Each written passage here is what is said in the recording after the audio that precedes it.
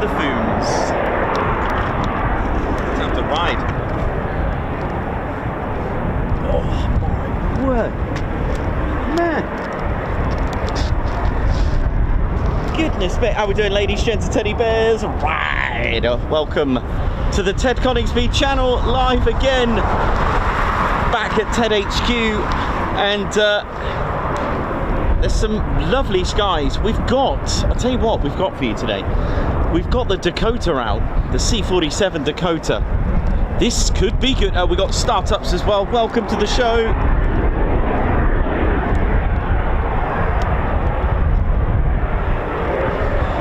Welcome to the show, ladies, gents, teddy bears. Just letting someone know that that there is a C-47 outside the BBMF hangar, so let's hope, fingers crossed, we get that as well. Welcome to the Ted Coningsby channel. My name's Nikos, I'm your cameraman, historian and commentator of the Ted Coningsby channel. Welcome to day 2 of 2 at RAF Coningsby, ladies, gents and teddy bears. Just going to get our squadron leader, Ted Coningsby. Anyone else get a lot of rain and then followed by icy, frosty windscreens this morning? I did. I didn't know we were going to get frost this time of year, but then again, we do get some spring frost as well, so it's got to keep the grit just in case. Now, we do have startups. Let's get Ted on the scene.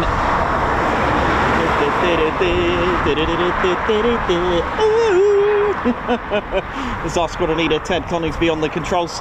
Yes, welcome to the show. Here we are, back in the car park for aircraft viewing here at RAF Coningsby. Welcome to the show. We are in the official spotters car park, a place to spot the aircraft safely. Oi, oi. We've had a few fist pumps and beeps and all this kind of stuff today. Lots of respect. This is our squadron leader, Ted Coningsby, and he's no stranger to RAF Coningsby. And he does love his Coningsby. This is where it all began for Ted. For those who don't know, a wonderful story of a chain of events, really, a chain of fortune, a chain of destiny. Weren't there at that time, wouldn't have happened, that kind of thing. And it's kind of scary in some ways to understand that had we not done this and that and this and that, we wouldn't be here. And if a certain pilot wasn't now, let's have a quick look at what we got here. What is that? Right, so we've got the camera on that Typhoon. Let's have a look what we've got here. Let's there are Typhoons that have started up. Now I know what you're all thinking, where is the one with the single drop tank, which is usually the configuration for the Typhoon display team configuration. I'm a big fan of that. I'm a big fan. Big fan of that. Now then, I'll tell you what, today's Teducation is going to be about ATIS. Now there's a lot of talk about what does this mean, what does that mean, what does bingo mean. Do you know what? I'll tell you what, while I was going to explain about bingo, I'll tell you what I will do is actually just give you the whole spiel of ATIS and how important it is. Let me go and get my radio. Not that I ever have it on here, because I don't. I love the sort of spontaneity, the excitement of not knowing what's going to happen. So that's why. Let's have a quick listen to ATIS.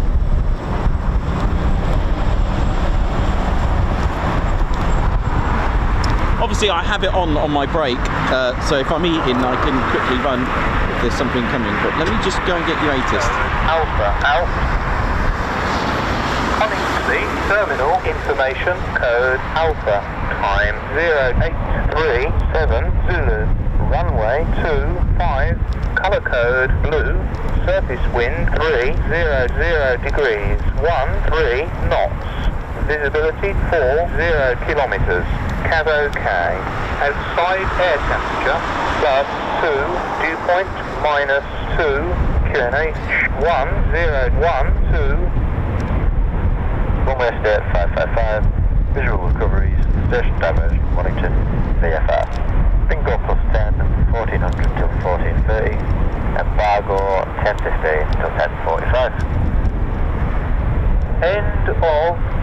Coningsby, information code Alpha. Alpha. There we go. So that's Alpha. Now let's go into a little bit more detail. Now you may need to slow that down and write it down, etc. Oi, oi. Now let's break that down. I'm going to break this down for you, for those that don't know, because there's a lot of lingo on there that you may not know. Right? So now ATIS, it's basically a continuous broadcast that you can tune in. It's quite a local frequency. There are some aerodromes with the same frequency, but you need to be quite, not too far away from it. It is updated between 30 to 60 minutes, to give you an idea. And it will also change on a significant change. Now, many of you don't know, many of you don't use ATIS. If you're a pilot, you will be using ATIS. What is ATIS? Well, first of all, it stands for Automatic Terminal Information Service. It's continuous and it gives you all the aerodrome that you're coming into land. Really important. Or if you're going nearby it and you want to listen in to what all the details about the aerodrome is, especially if you are inbound. Now it's really important to understand how it works. Okay, so first of all, it said Coningsby Information Alpha. Now it is, every time it's updated, it goes up the alphabet phonetically. So Alpha, Bravo, Charlie, Delta, Echo, Foxtrot, Golf, etc. Does that make sense so far? So every time it's updated, which is between 30 minutes to 60 minutes, so the next one will be Bravo. Yeah, so we heard Alpha, we clearly heard the automated system say Alpha, and it will give you the time. It's really, really important to know the time as well, because if it's nearly an hour, then you may want to wait, because it could change, so you could be missing out.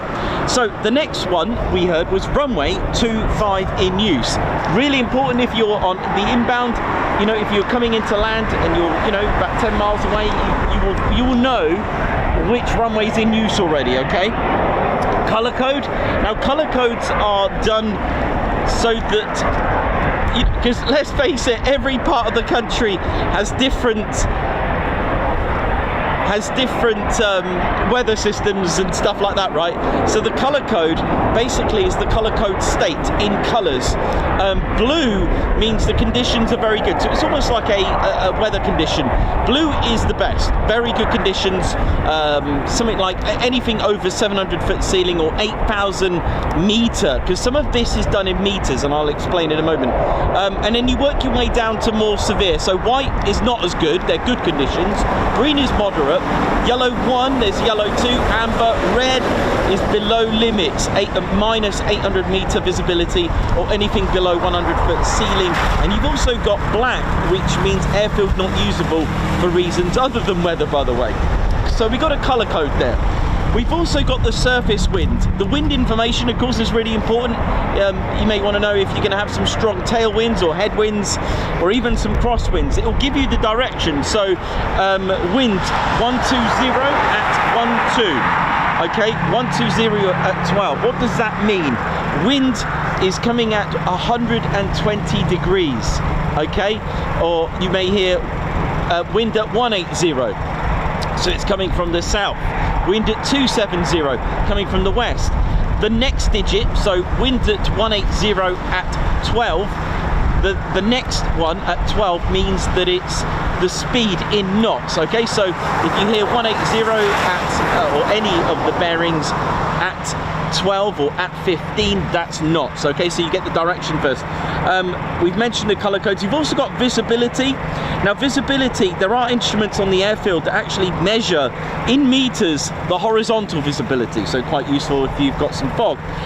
Outside temperature, the dew point. Now QNH, now I need to do a video for QNH, but you've also got additional information for the ILS, bird activity. There's also, we heard diversion airfield Waddington, VFR. And finally, bingo. Okay, so this is what made me come into the topic. Now, bingo, what does that mean? Now, bingo means, in aviation, means an aircraft with limited fuel.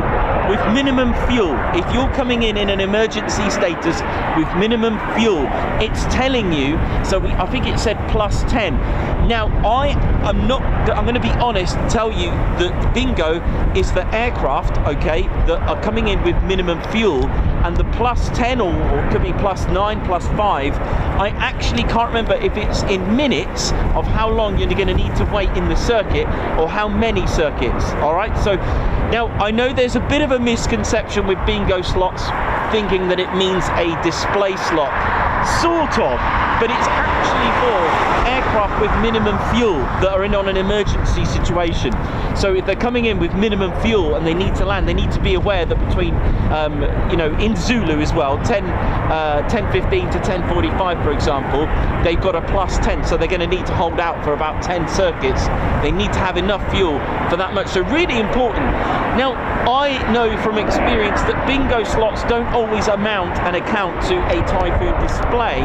It could also mean something else, even a BBMF display as well. All right, so just to let you know the reality of that. But yes, usually. But we also heard embargo at 10:15 to 10:45. So remember that. So what does this mean? No idea. Because sorry, I know what that means. It's an embargo, so there's an airspace embargo. You can't go near it. But what is going to happen? That I don't know. All right, I hope that cleared it up a little bit. Anyway.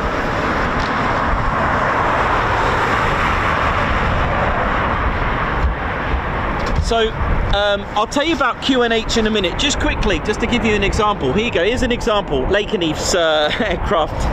So the time is 13:39.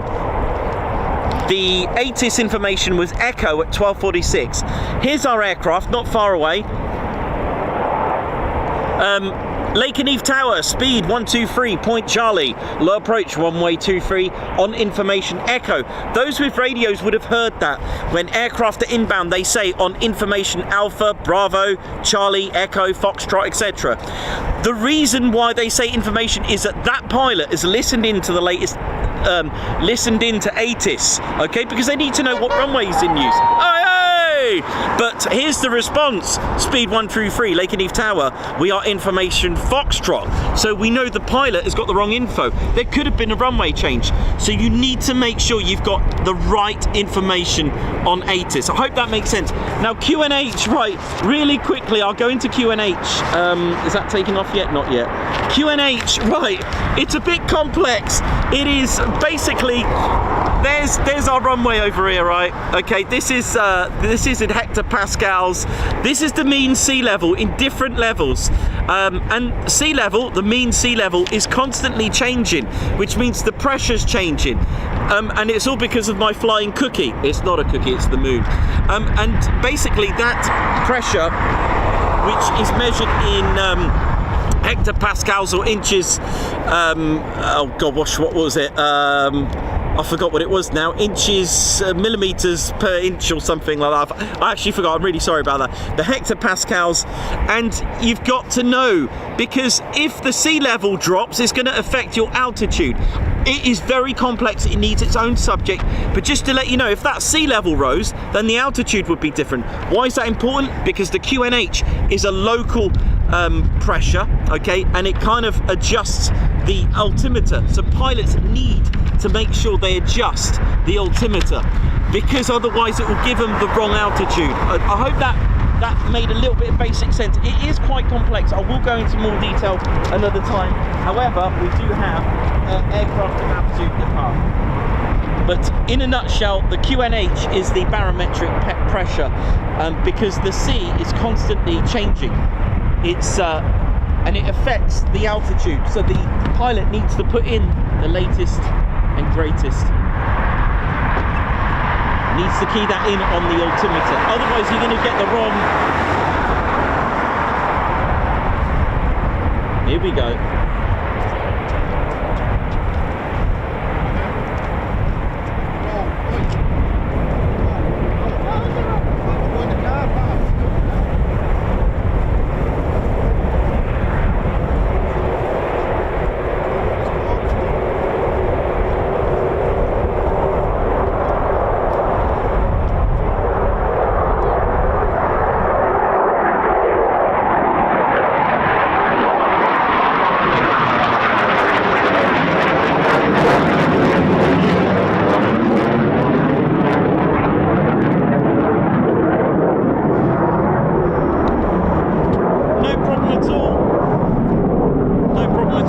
got any information, if you've got any questions that you need answering, I'll do my best to answer them. It is, I'll tell you what, it's absolutely freezing.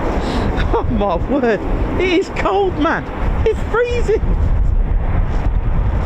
And if you're in the car park, if I don't move in half an hour, then come and pour some warm water. Actually, don't. Joshua Haddock, thank you very much for sending that question in. You're more than welcome, my man.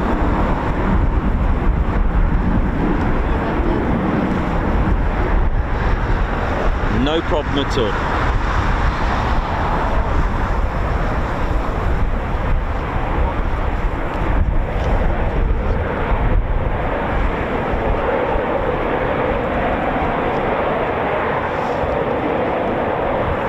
So yeah, just going back to bingo, of course. So if you've got a bingo on ATIS and you're on a minimum fuel, you know, if you're going to have a Typhoon display or a BBMF display, then it's really, you know, if you're going to come in during that activity, then you're going to need to hold off. And it's to warn pilots that if you do come in on a bingo, then you're going to need to wait as many. So that +10, bingo +10, I can't remember if it's in minutes or circuits. It's one of those two. Or the state of how much minimum that you've got. It's something like that. That one I don't know, but what I do know is bingo is for aircraft on minimum fuel. So it would be a very complex situation to have emergency crew here ready for you know, some sort of practice display when you've got emergency aircraft. So there is a diversion airfield as well, which is why it's given. No problem at all. If you've got any questions, I did see another question. I think it was regarding QRA with the Falcon, Dassault Falcon. And with pilots. So pilots that are on QRA won't really know that it's a practice. Okay, so otherwise it will defeat the object. They don't know if it's that day or not. With regards to the Falcon, no, you can't just fly at will. You need to submit a flight plan. It's all coordinated as well with NATS, as well as Swanick, Bulmer as well, so they don't actually think that it is a genuine QRA. And why would you? You will set off a QRA.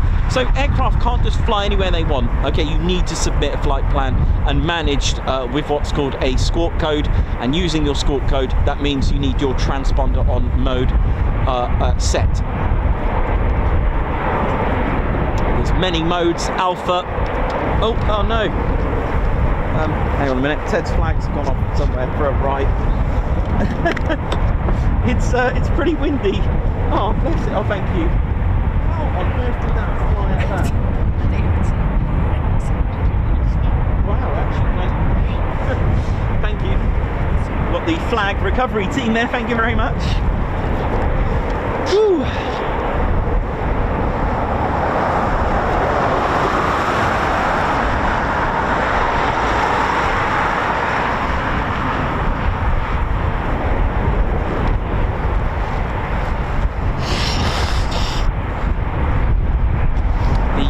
Wind conditions are pretty harsh. It's more of the temperature, it's not very nice, but I'll tell you what, it's temperatures you'd expect from easterly winds as well.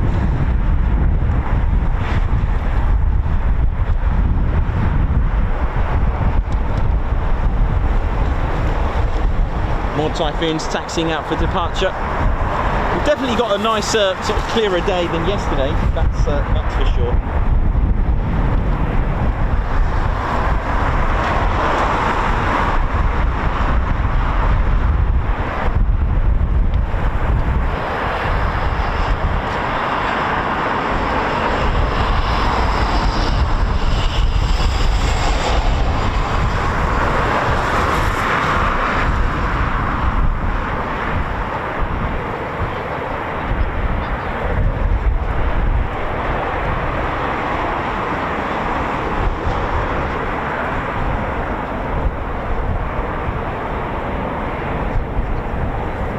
Welcome to the Ted Coningsby channel, and I can confirm the C-47 Dakota of the Battle of Britain Memorial Flight.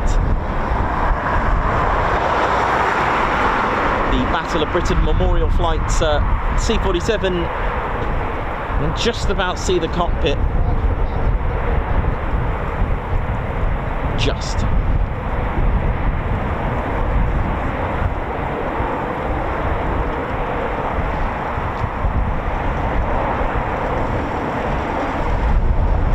It's certainly been a savage year weather-wise, really disrupting a lot of training as well as the practice displays for the airshow season. But of course, even down to training level, operation training level as well, a lot of disruptions there. But of course, there's always blue skies, but sometimes the cloud can be so low that even ants get lost. But some of the skills of these pilots are second to none.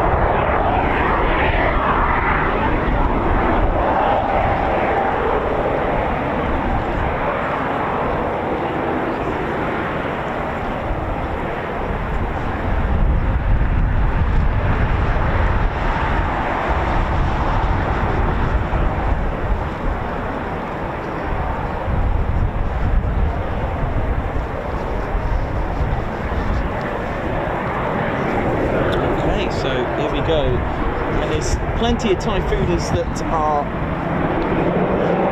rumbling and just starting up as well.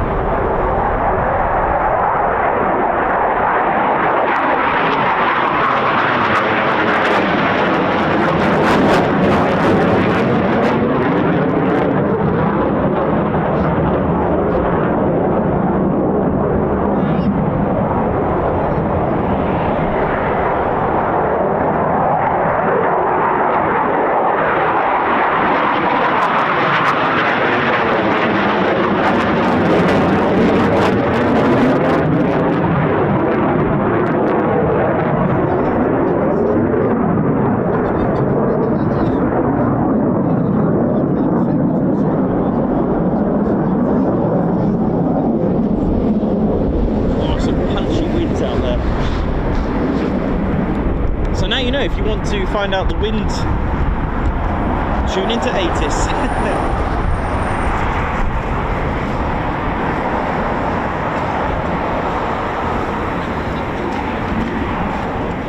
Always happy to help, always happy to answer your questions. And I like to just let everyone know, you know, I'll save your questions, and you may not get a response straight away. There are many questions that do get asked.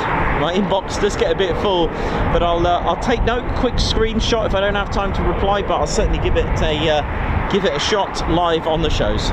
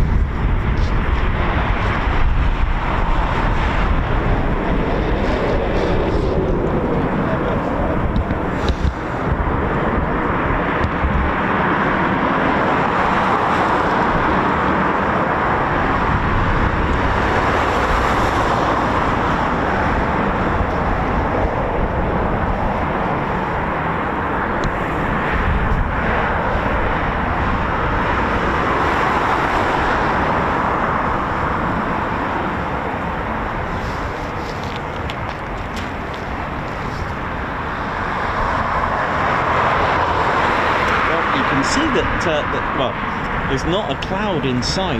it's quite bright. I'm not used to this. I might even get a 10 out here at this rate. People think I've gone to Ibiza or something. All the Bahamas.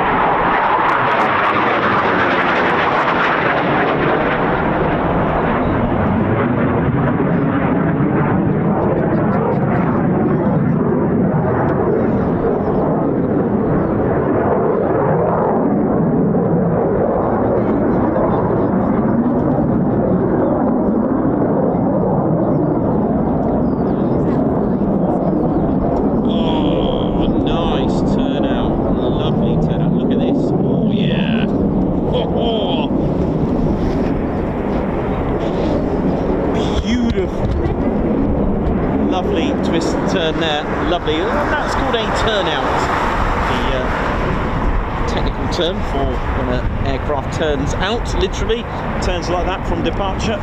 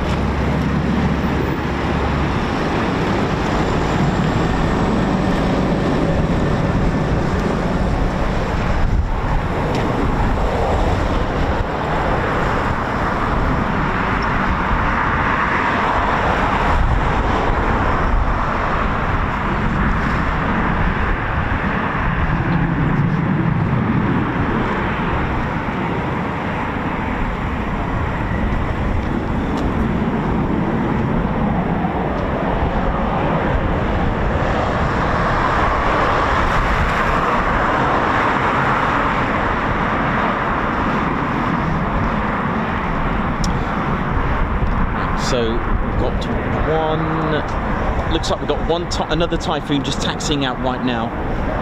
You might see it in the through the hangars there. Lovely. And we've got one already at the taxi holding point. So looks like two more to go. All from the main ASP as well. Aircraft servicing platform. There's our the Typhoon at the taxi holding point. Looks like from here another 41 Squadron marked Typhoon.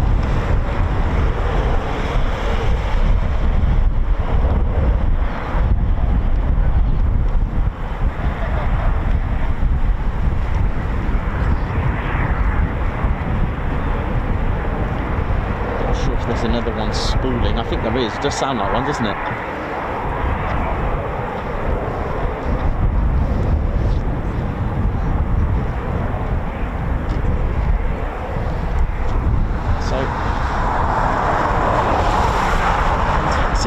Departure, one about to roll, in traffic in just a sec.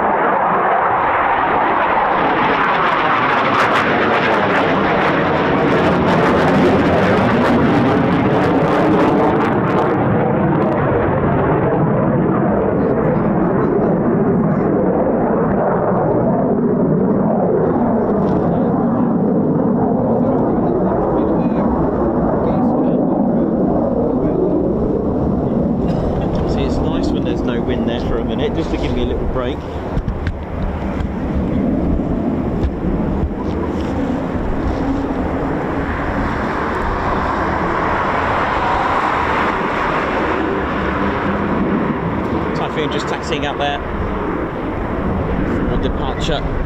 Before I could hear another one. Definitely hear one spooling.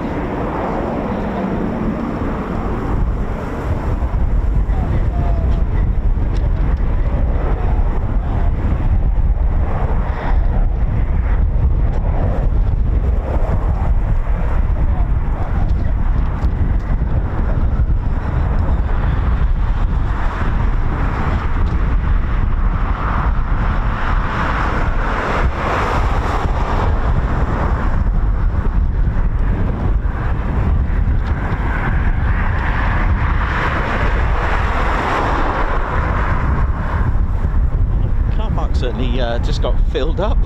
Didn't see that. We are in the official car park for the viewing. If you find it full, please don't park outside the car park, as in literally right outside it, blocking the entrance and exit to it. There's double yellows, and please don't park on the verge. It does become then a hazard. You will be asked to move on by the authorities as well. There is a car park in the town, plenty of parking, and there are toilets there. It's just £2 for the whole day actually, which is very good. And you're free to roam to walk into the town, of course, and back to the viewing area.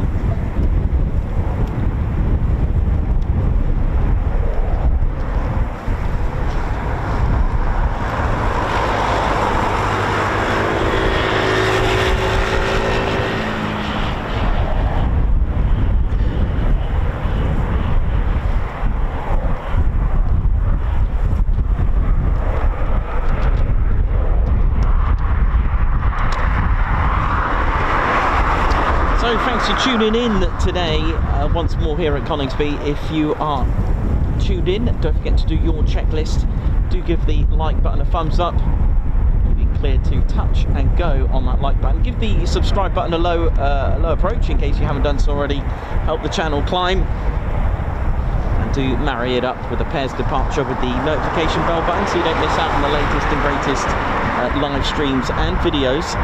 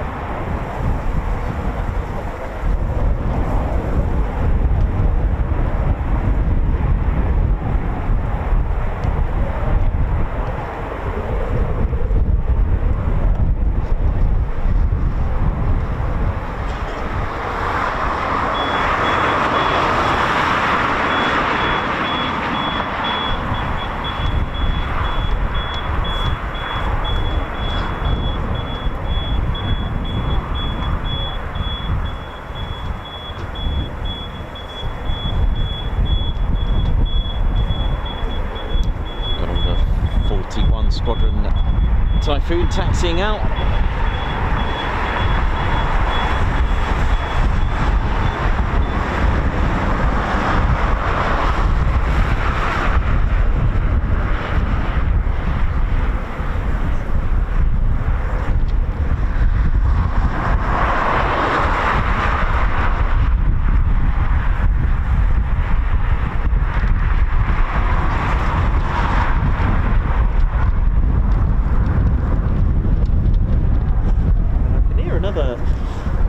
Typhoon spooling as well, actually.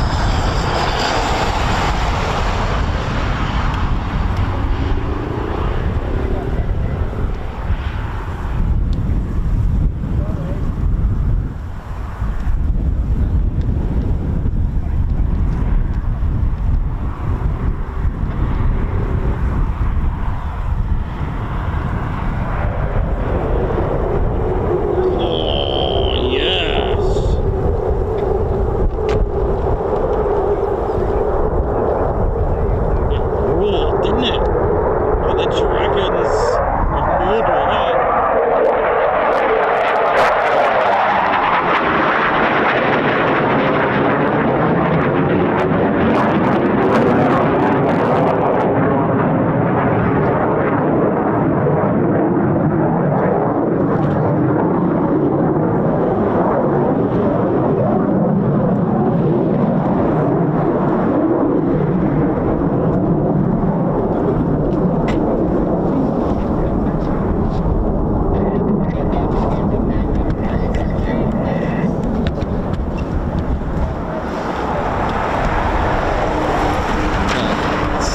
Howled like a dragon.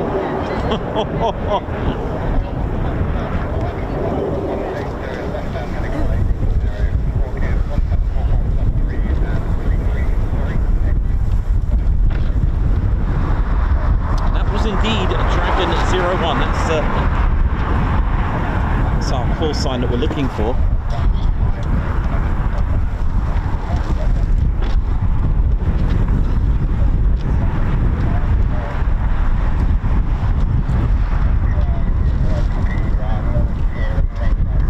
The call sign for this year's Typhoon display pilot, call sign Dragon 01, and that is Flight Lieutenant Tom Nation.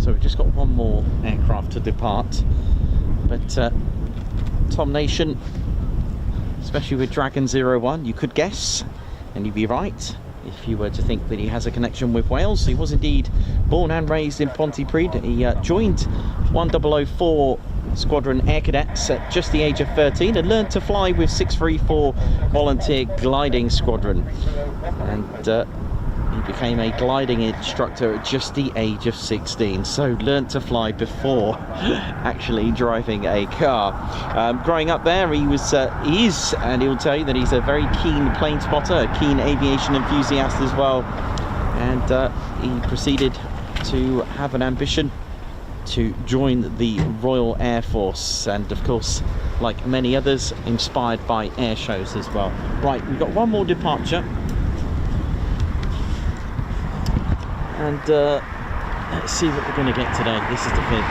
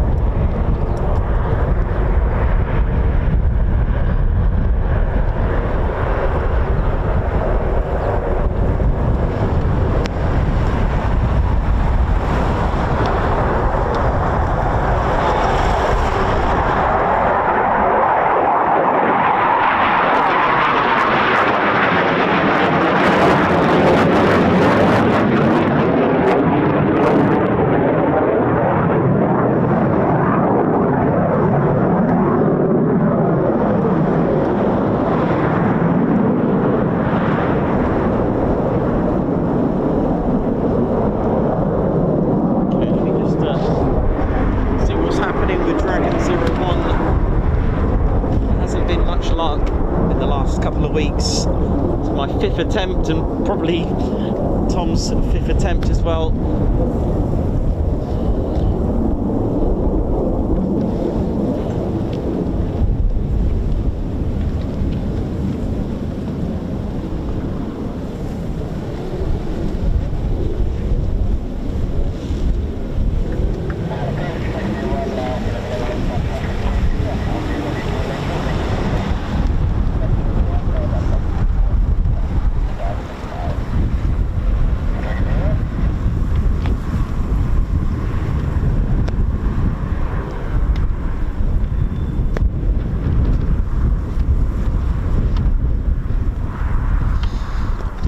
So yes, inspired by air shows, had that ambition.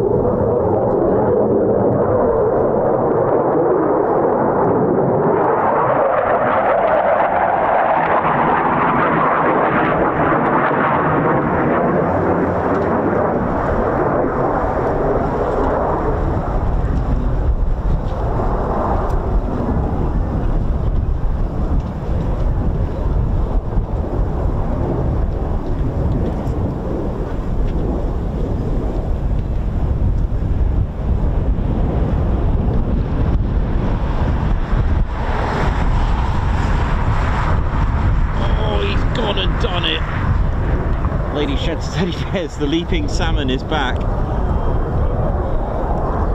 Sadly into the sun for us at the minute.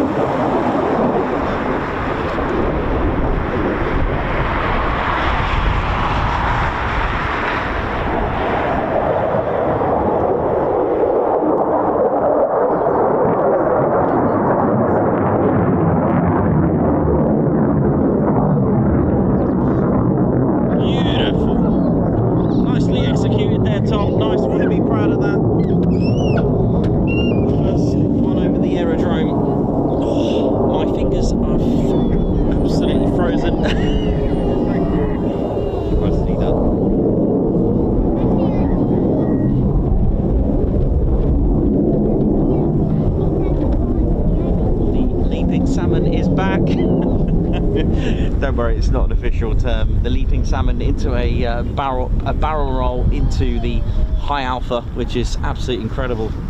I hope you enjoyed that. The conditions were a little bit bright and harsh for me, getting pushed about there by the wind. It was, but hey, we've got an idea, so I'm going to go home later and analyse that.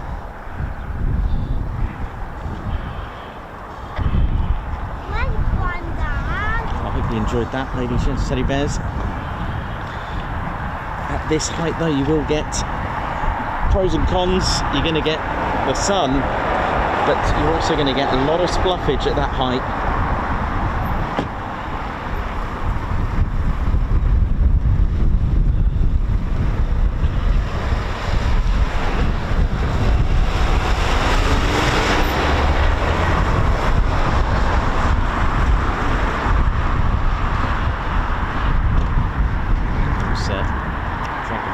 Just on the initial, we'll be happy with that.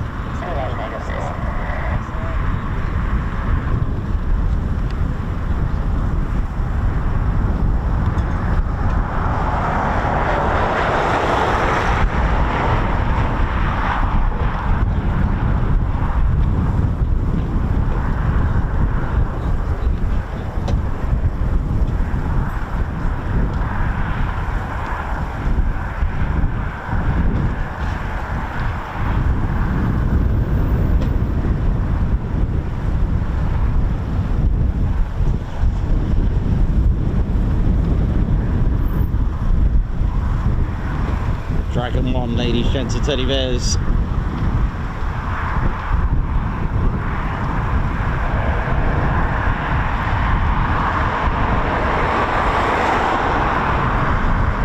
Some classic manoeuvres there, some beautiful ones as well. Lovely put together there from Dragon 1. The leaping salmon is back, as we call it on the show.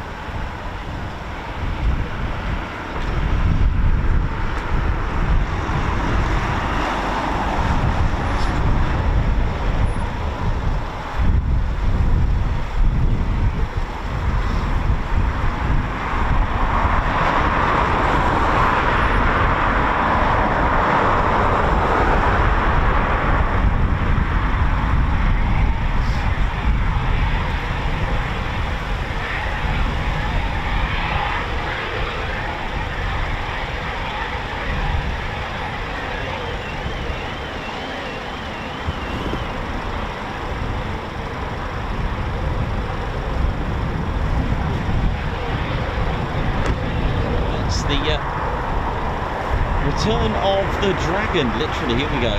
Dragon 1 after the first practice display. So Tom will need to do another 9 of those at 1500 feet before dropping down to 500 feet, a couple of them, and then followed by what's called minimums, which the display is at 500 feet with the exception of 100 feet hard deck for a high-speed pass and a 300 feet for a steep turn. Yay! Yeah! Oi, oi! Nice one, Tom. Well done. We're proud of you, man. That's our Royal Air Force. Nice.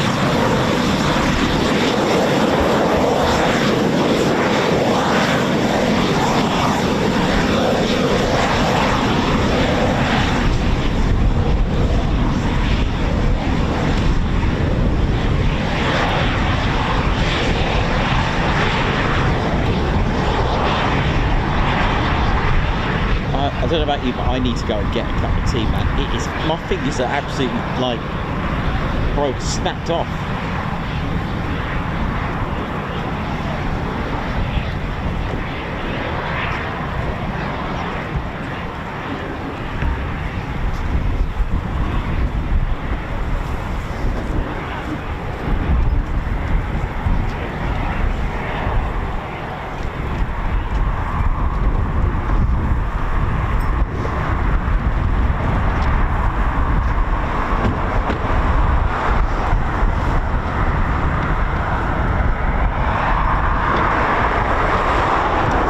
Over here we can just about see the right in the center the Dakota's canopy there.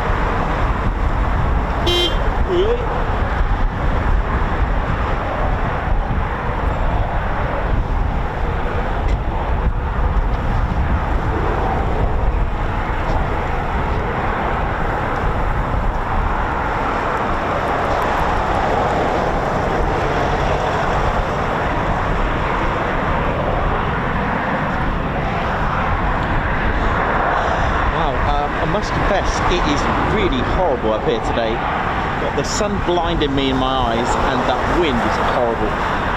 Goodness me, everyone's wrapped up. It certainly ain't no shorts weather. Although we all have a friend. We've all got a mate that's been forged from the likes of Mordor or somewhere like that can just wear shorts all year round, 365. We've all got a mate, definitely.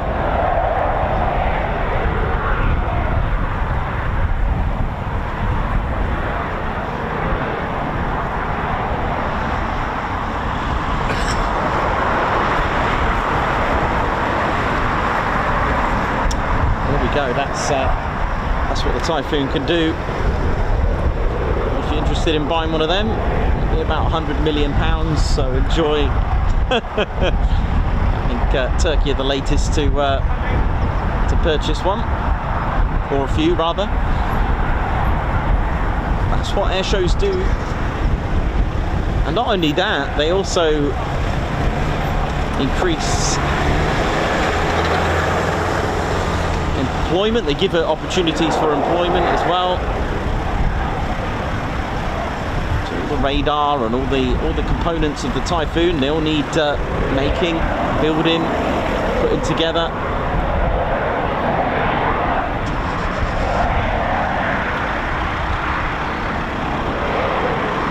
Splendid.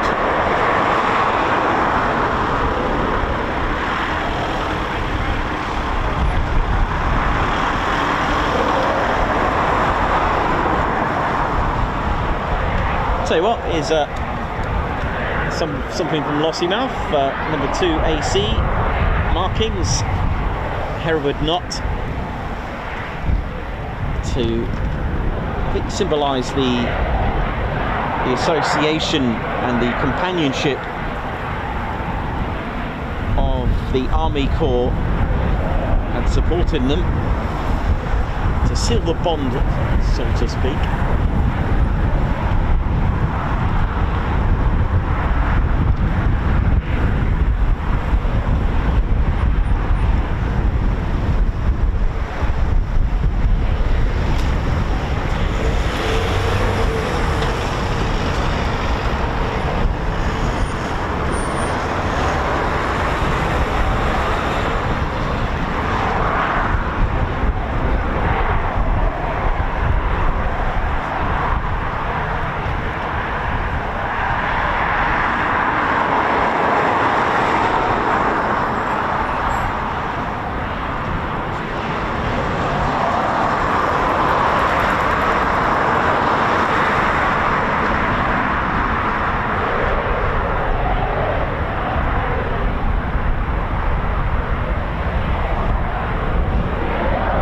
So if you've just tuned in, these are markings of number 2 AC Squadron.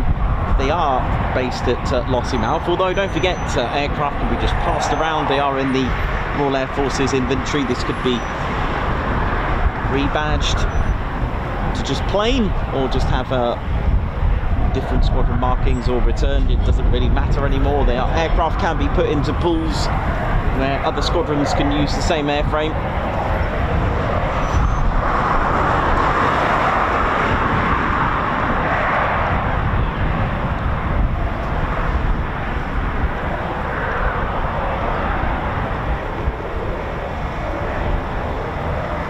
So, congratulations to Tom Nation. I hope you got the gist of that. So once Tom's done another 9 of those, there'll be a couple of 500 feet ones to do, and then it's minimums after that, which means, like I said, the display is fundamentally still at 500 feet, but there are manoeuvres that can be done at a lower hard deck, so 100 feet for the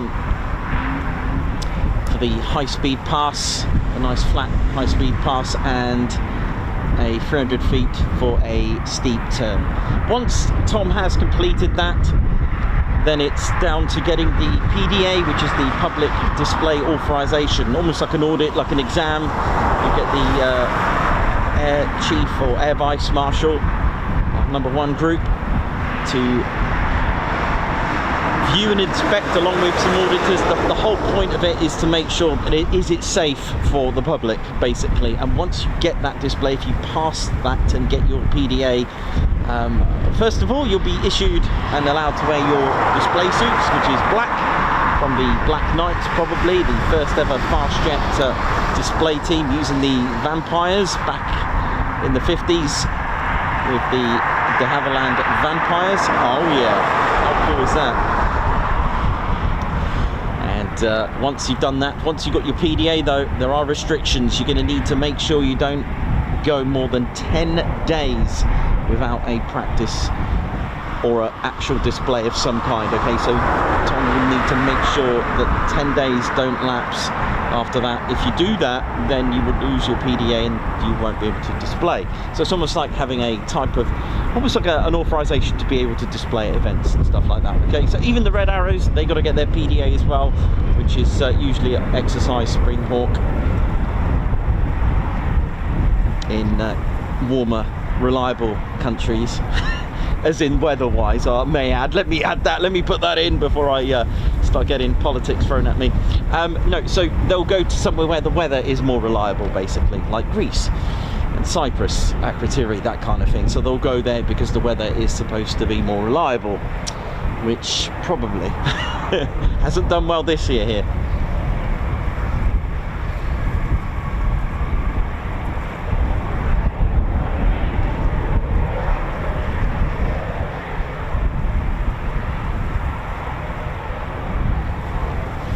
Display RAF Typhoon display pilots are usually from 29 Squadron, and you'll need to be a part of 29 Squadron. I believe you'll need to be in a status of a qualified flying instructor to be able to do it. Sorry, the Black Knights were from 1947. Sorry, Black Knights from 47, the Havilland Vampires. They were wearing black suits. Their nickname was the Black Knights. So yeah, so you could literally write down on a piece of paper why you think you'd be a good Typhoon display pilot. And if you are of interest, you'll be given an opportunity to have a display practice, or sorry, you'll need to practice a display routine on a simulator. You'll be given previous year's Typhoon display sequence, and you will then need to execute that on a simulator. And if you're good, then you will have an interview with high ranks, warrant officer, and you'll be thrown scenarios as well on the spot. So it could be a number of scenarios, such as I don't know, what if you accidentally go out of your routine, maybe? I mean, that's a good question. What happens if you kind of like do a wrong move? Does that happen? I don't know, but that's a good question. What if it was supposed to be a slow roll into a 9G turn? I don't know, I'm just saying, but what if you just did a mistake? As in, just not a bad mistake, just a completely did the wrong move? Does that happen? I don't know.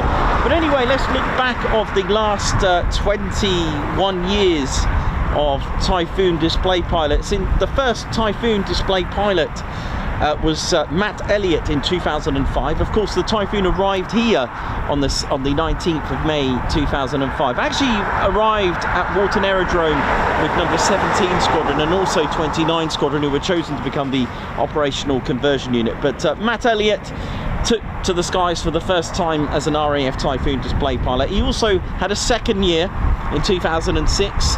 2007 was Flight Lieutenant Jim Walls. 2008 was Flight Lieutenant Charlie Matthews. And in 2009 was Flight Lieutenant Scotty Loughran. And in 2010 and 2011 was Tim Clement. 2012, I believe, Squadron Leader Scott Loughran returned. 2013 was Jamie Nos Norris. 2014 was Flight Lieutenant Noel Rees. And I do apologise if some of the ranks are not that they've changed, because obviously these are quite a while ago. They could have been promoted by then. 2015 was Johnny Dowan. 2016 was the legendary late Flight Lieutenant Mark Long. 2017 was Ryan Blorton. 2018 and 2019 was the legend that is Jim Peterson. And a bit of a sad story here for 2020 was Dean Rogers, who was the 2020 Typhoon display pilot, but we all know what happened in 2020, and practice displays for no air shows. I think that's quite sad, that one. 2021 is Flight Lieutenant James Sainty, and this is where the beginning of Anarchy 1 began, and of course the legendary Blackjack, the livery that was just completely legendary. Blackjack got quite a few seasons actually, it got 3.5. 2022 was Flight Lieutenant Adam Paddy O'Hare, again Anarchy 1 call sign. Taking on the Anarchy 1 call sign for the third year was Flight Lieutenant Matt Brighty, who is Red 2.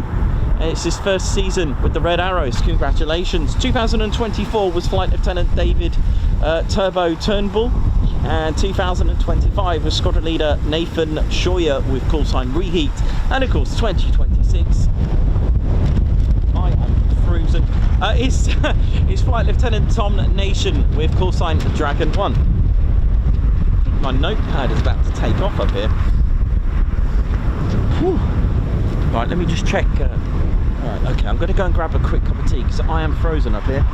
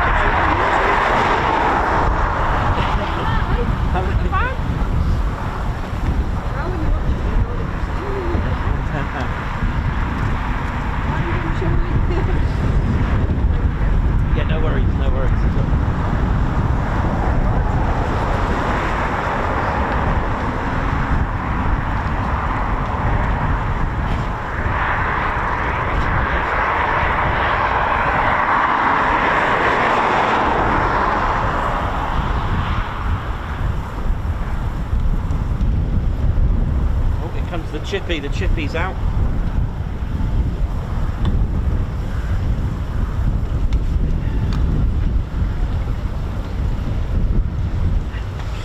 No rest for the wicked. So we've got the de Havilland Chipmunk. Here we go. I wonder if it's the same one from yesterday. So the BBMF arrived here in 1976, and it was in 1973 at Coltishall, where the flight that was called the Battle of Britain flight at the time received PA-474, the Avro Lancaster, which then became that's when they added memorial to the flight. But we'll be talking a lot about the BBMF, going through all the details and the history with the Battle of Britain memorial flight. So this is one of two Chipmunks, a training aircraft, and also can be used for a recce for new venues, and also, if possible, to take some spare parts as well during the display season as well, if needed, at particular venues as well, which you can do. Look at that. So they've got two of those, I think they've got two Hawker Hurricanes, which are absolutely incredible. A handful of Spitfires, one Dakota, and the C-47 Dakota, and of course PA-474 Avro Lancaster, which has now gone away for its major overhaul and maintenance, which will take it right up to 2027 that. So we may not see it in 2027. Get some more details as time goes on, but it's due to return in 2027, I believe, but it may not make the air shows. I'm absolutely stuck and frozen here, man. It's to move. Frozen up there. Oh yeah, I am.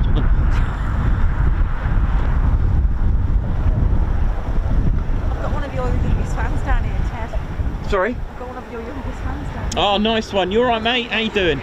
Good, good, good. Yeah, this is the same one from yesterday. Like I said, there are two of these in the flight.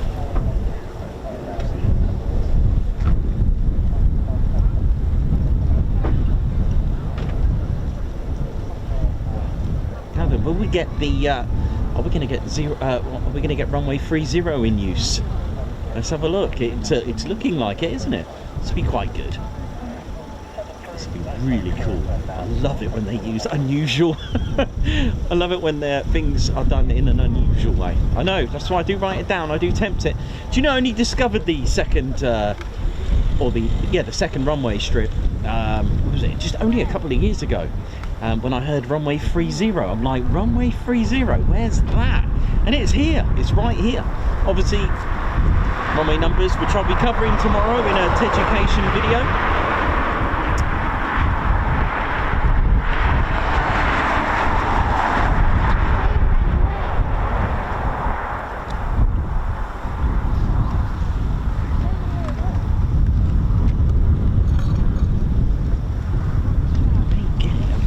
Yeah, this is going to be interesting. Let me down this cup of tea. Hang on.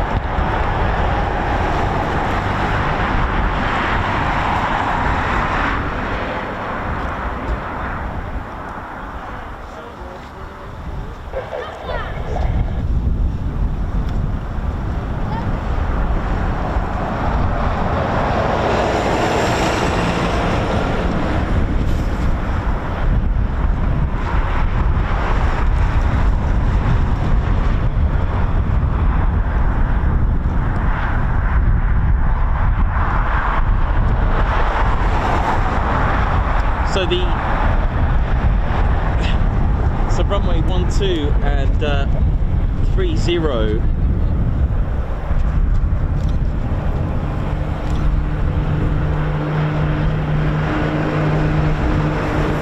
can be used by the lighter aircraft, especially in strong crosswinds. If it's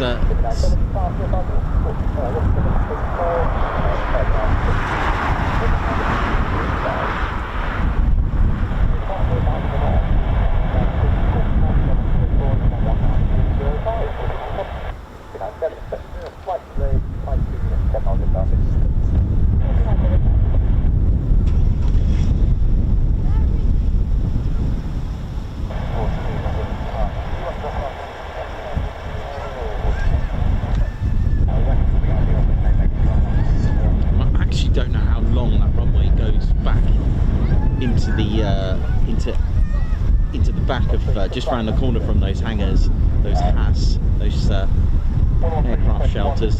So I'm not sure if we're going to see it airborne already. I really don't have a clue really at this stage. We're about to find out.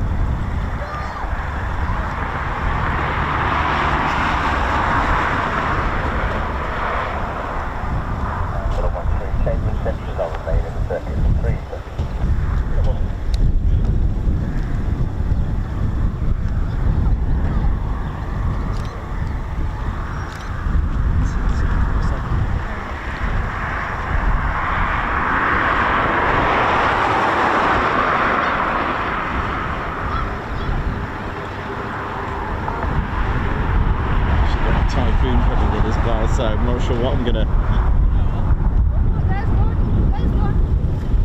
Well, it's already turned off, so.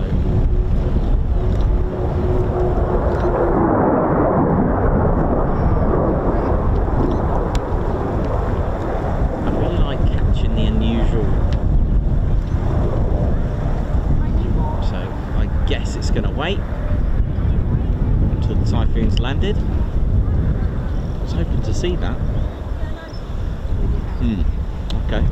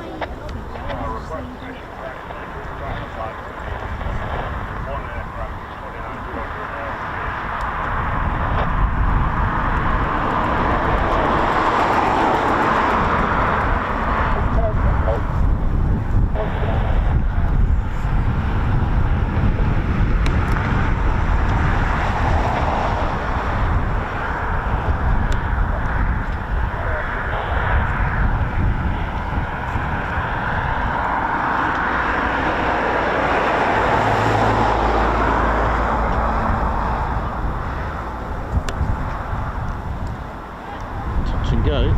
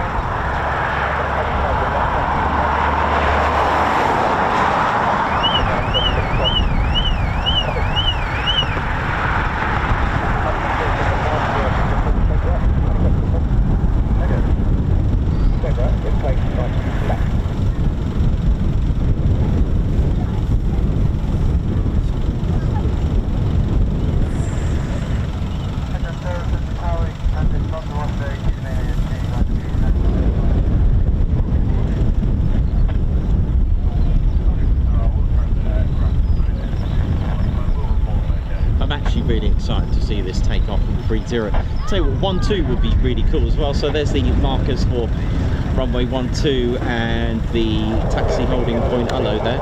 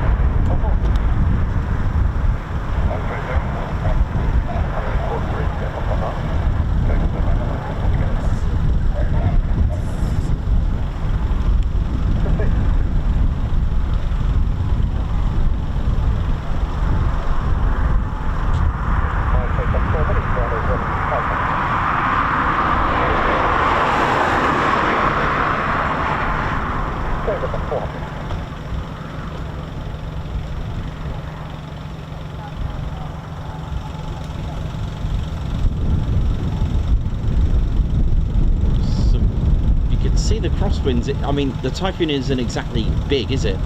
With a wingspan of 10.95 meters. It's certainly getting shoved about like me at the minute. It is really, really bad. Which is why the Chipmunk is about to hopefully use runway 30. Just waiting for the Typhoon to come back. Oh, I'm just absolutely excited about it because this it's something different, isn't it? It really is. It's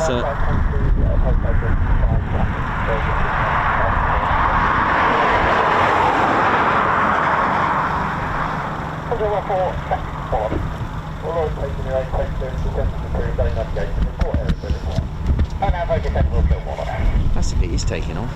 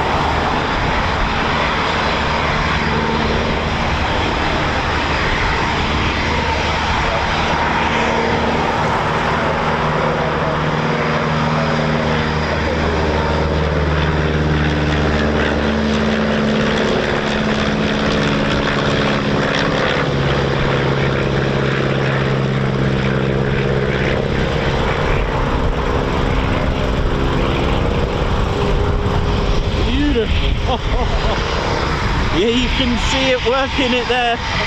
Wow. Oh, yeah.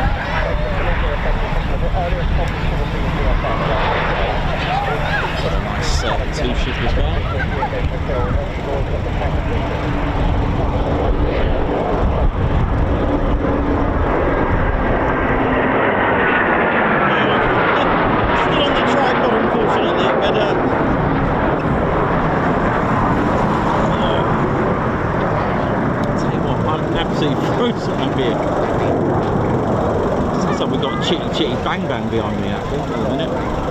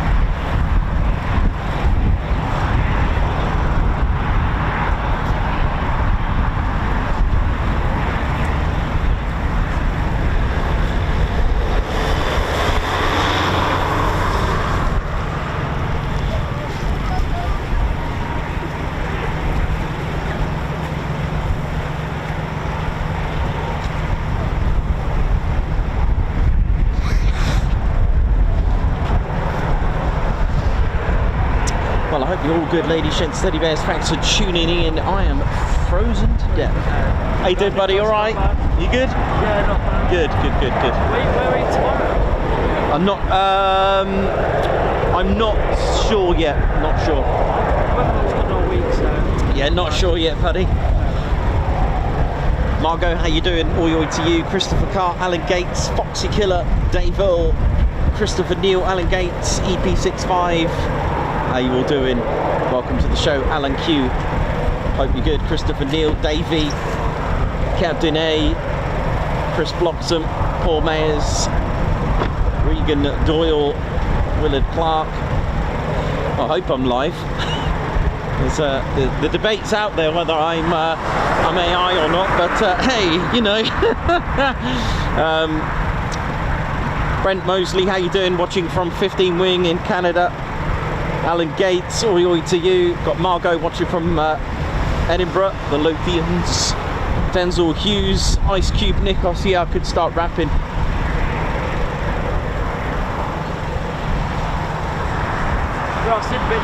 How you doing? All right, yeah? You're going off, man. Take care, man. Good to see you again, buddy.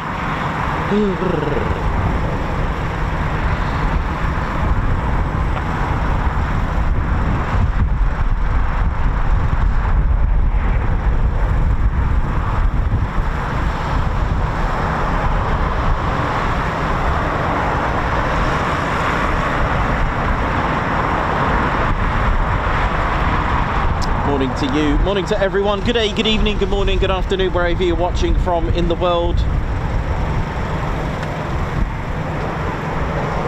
Ah, you alright there? How you doing? Okay? You alright? Yeah, good. How's it going? I'm not bad. Listen, do you like cocktails? I do, yes. Next time we come, if you're here, we're going to bring some. Oh, nice one. I always say to Cohen, I'm going to try and bring some, but I always Yeah, forget. good. But next time, I promise I'm going to bring you some, Oh, alright? nice one. Yeah, I do love them. They're good. Yeah, You guys alright, yeah? Yeah, we're good, Good. mate. We're That's good. good. I'll leave you to it. No, you're right, man. You're good. I'm going to come down and get a cup of tea quickly and get warm. It's absolutely freezing up here. Yeah, I don't know if there's anything coming, anything now. No, not yet. So I'm going to come down and have a quick cup of tea. I'll be right back. Oh man. Oh, it is awful up there. I'll tell you that. Yeah, I got one. But it's still, it's just. I suppose you got when you need it. I know. I'm one of those. I know. I can't wear. I do wear. Like, I've got them, but just get them away. Right, I'll let you have Yeah, you too. Good to see you again. Good to see you, Yeah, mate. you I'll see too. you next time. Yeah, take care, man.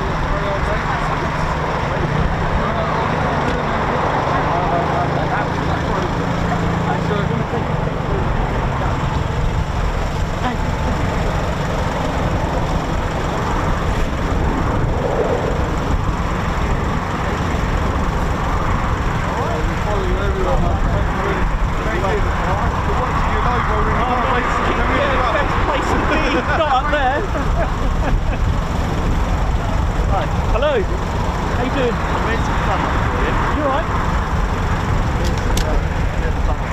Alright. It's great.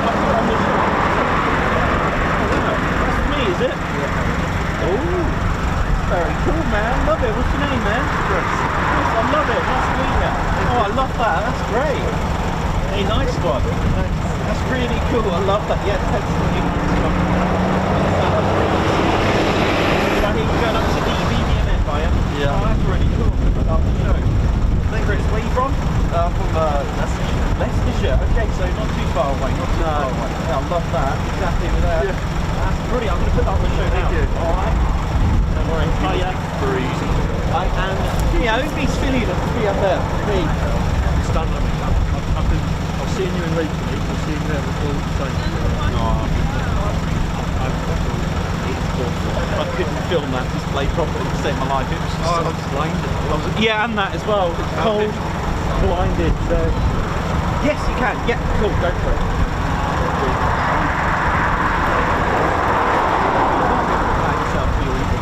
Yeah, we can. Yeah, no worries. Enjoy your day. Yeah, no problem. Oh my word, it is, I'll tell you what, it is brutal. How are we doing, ladies, gents, teddy bears? I'll tell you what, I've just had Chris from Leicestershire make me a bit of lovely, well, first of all, let me show you the patch. Let's build this up. Look at this. Tactical Air Command. That is cool, man. That is awesome. But I'll tell you what, you can't beat a bit of fan art. And Chris from Leicestershire, who's just on his way to the BBMF. Oh, he's put... I'll show you in a sec. To Ted, thank you for being such an inspiration for me joining the RAF. Chris, you joining the RAF, Matt? Look at this. Look at this. This is the impact the channel has. Look at this bit of fan art, man. I mean, that is just great, isn't it? So Ted inspires, and wonderful words from one of our close members and friends of ours is Richard Brown, who always said that, you know, if you get one, if Ted can make one human being inspire enough to join the RAF, then the work is done here. And that's exactly what we do. Ted inspiring our future generation. And look at that. Chris, all the best with your Royal Air Force career. I just read the back. You're joining the Royal Air Force. Oh no, yeah, congratulations, all the best. There we go. Love it. Absolutely love it. That is amazing.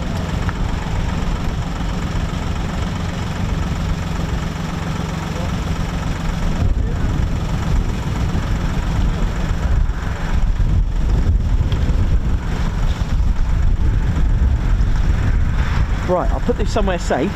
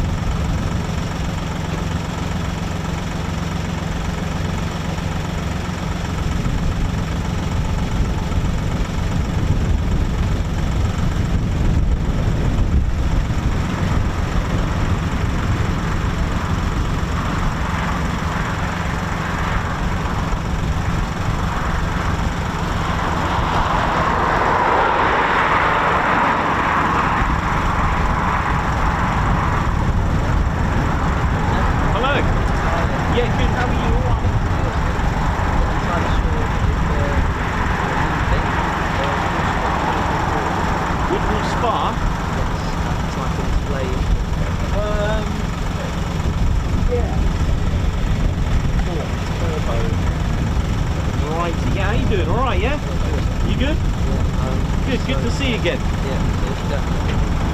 Ryanair. Oh my God, yes. But Ryanair, you've 3100. Oh, good to see you again. You've grown since then. That's why I didn't recognise you. Goodness me. Goodness me. You're a little bit shorter, if that's all right to say. You've grown. That's right. Fair play. Still going all right, yeah? Good.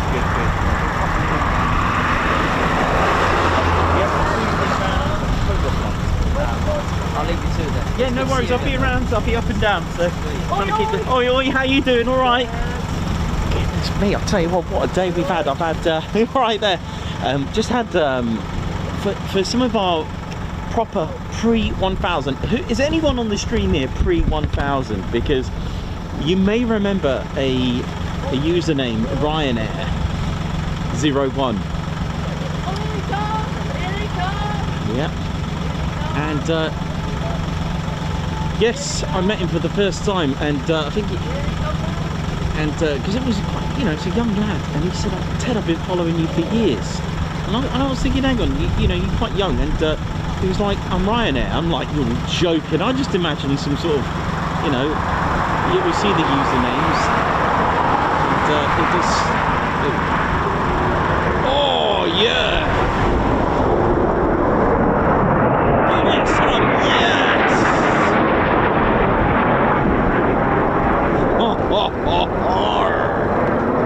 Yeah, and it's like when I met another call sign, a username Truckerman or Truckerman. And I just imagine. Sorry, I don't want to like stereotype this, but I just imagine baseball hat, ginger beard. I don't know why. Just did guy, 40s, tattoos, and no, it was a young lad about 14, I think, 15 even. Amazing, isn't it?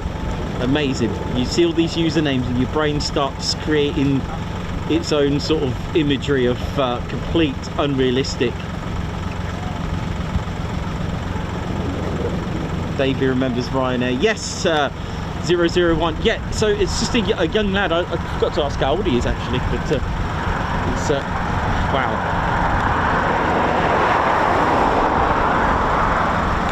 He's about as well, and it's amazing to catch up with all of you. So many names that have stayed with us. How Lee's getting on? Do you remember Lee, who was username Typhoon 123 as well? Amazing. Anyone on here pre-1000, just give us a shout, go on. Today has been extremely challenging today, filming wise. It's been I was getting excited with the sun being out, but it is brutal up here.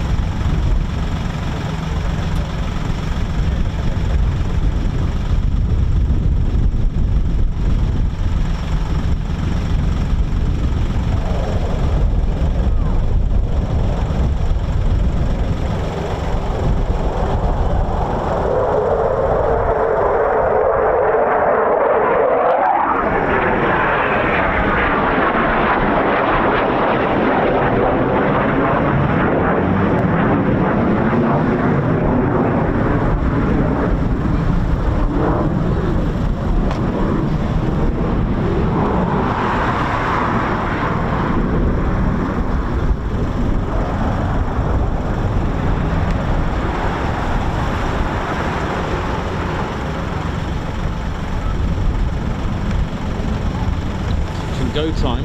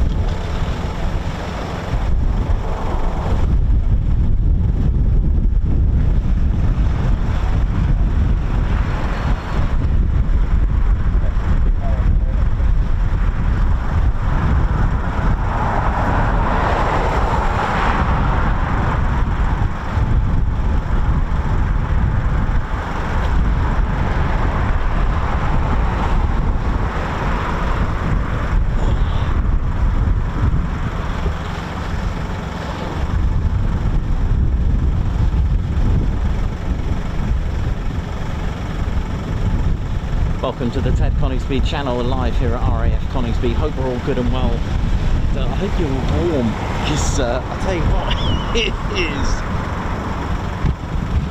is the ice age at the moment out here. It is absolutely, I mean, it's this will be summertime for a Yeti at the moment. This is something else.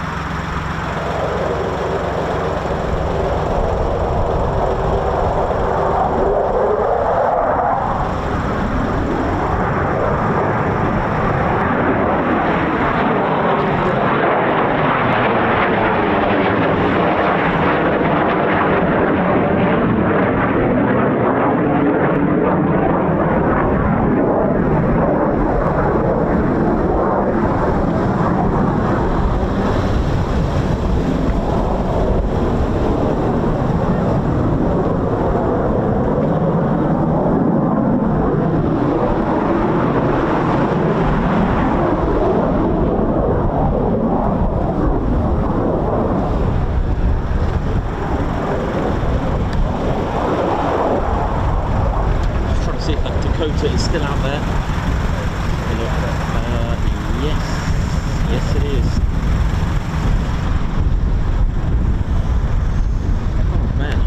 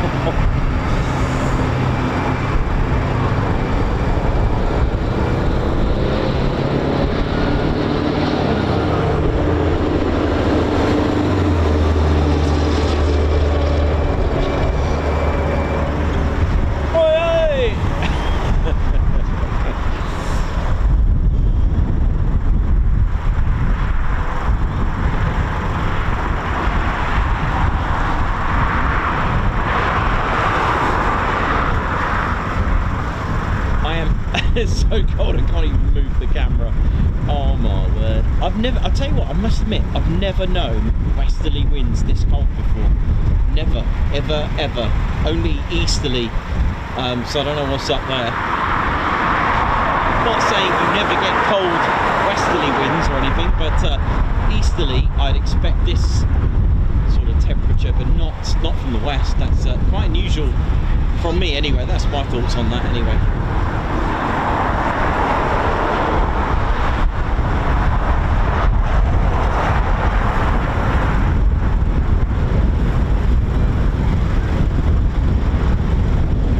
Hedgehog crew doing their work. There's another touch and go. It's the Hedgehog crew.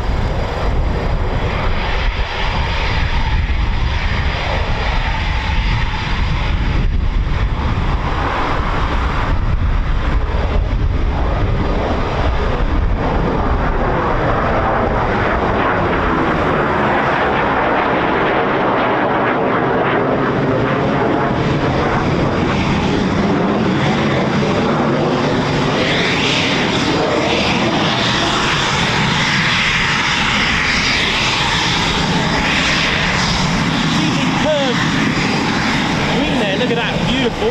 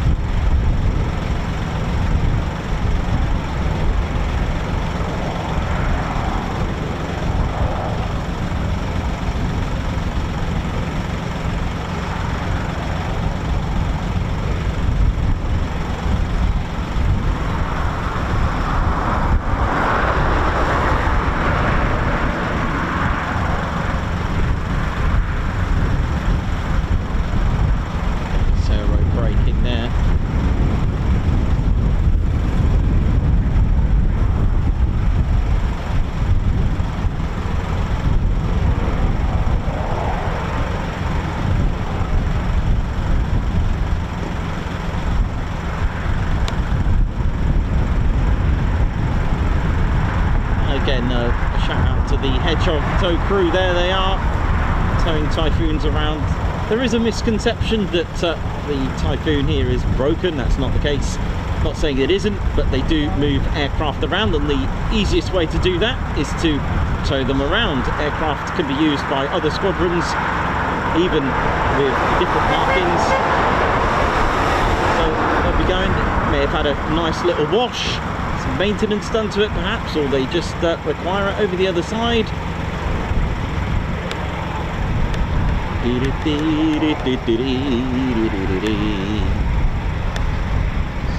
markings of 29 Squadron with the X's.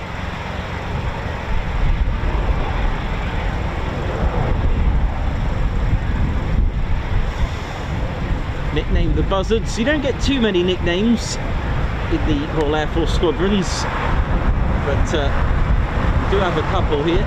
The Buzzards for 29, got the Cockatrice for the number 3 Squadron.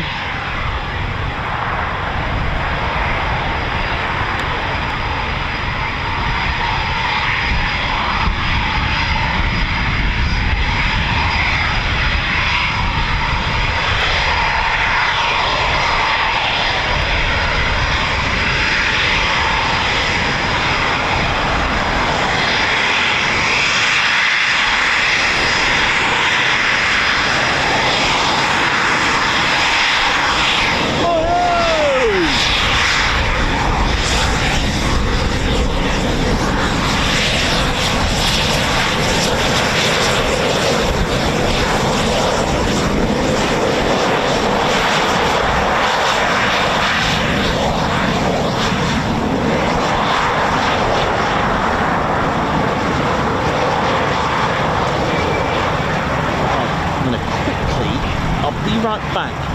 Just got to grab a couple of bits of equipment. See you in a minute.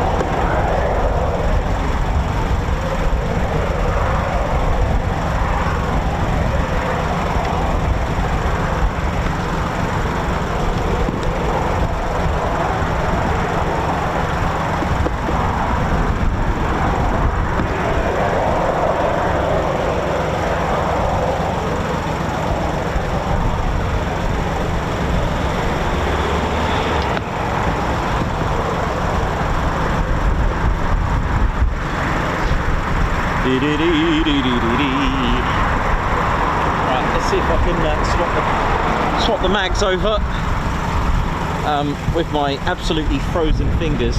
This will be quite fun.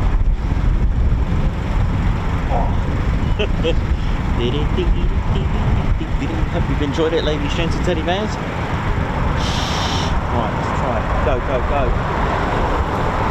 Nope, attempt number 1. Can't pull the mag out. Hang on. Right, here we go. Yes.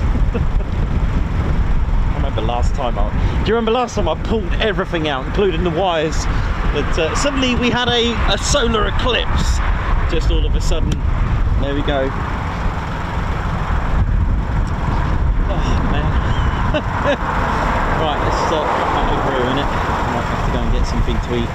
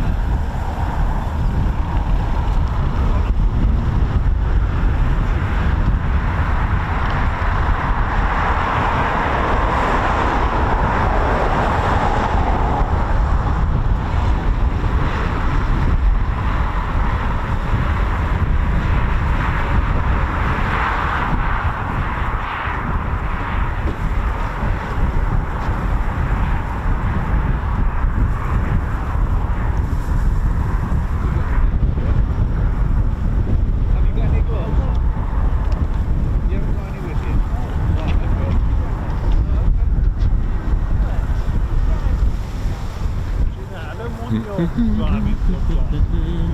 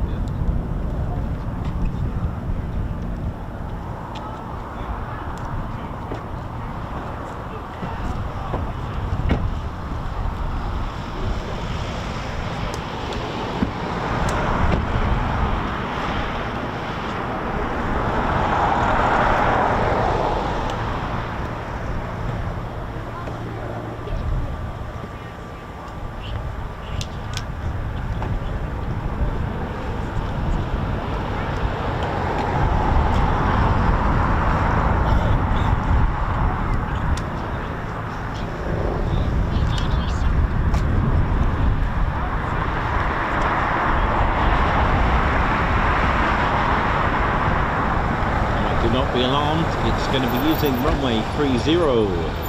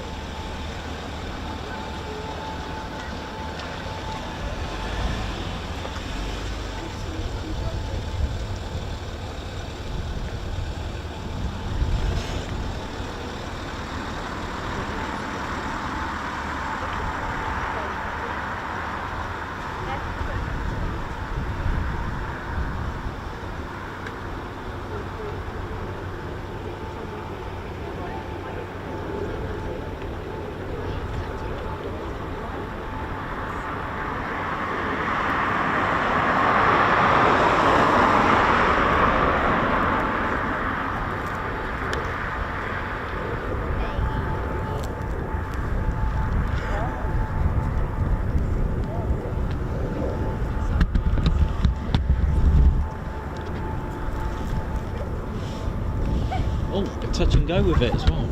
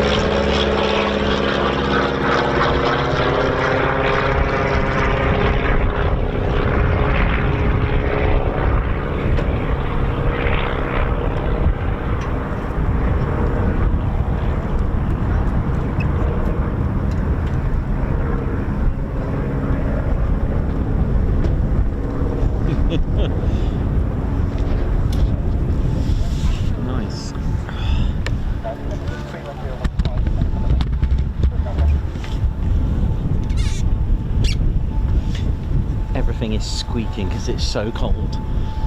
Actually, it's probably my knees. Anyone got an EWD-40 for my knees?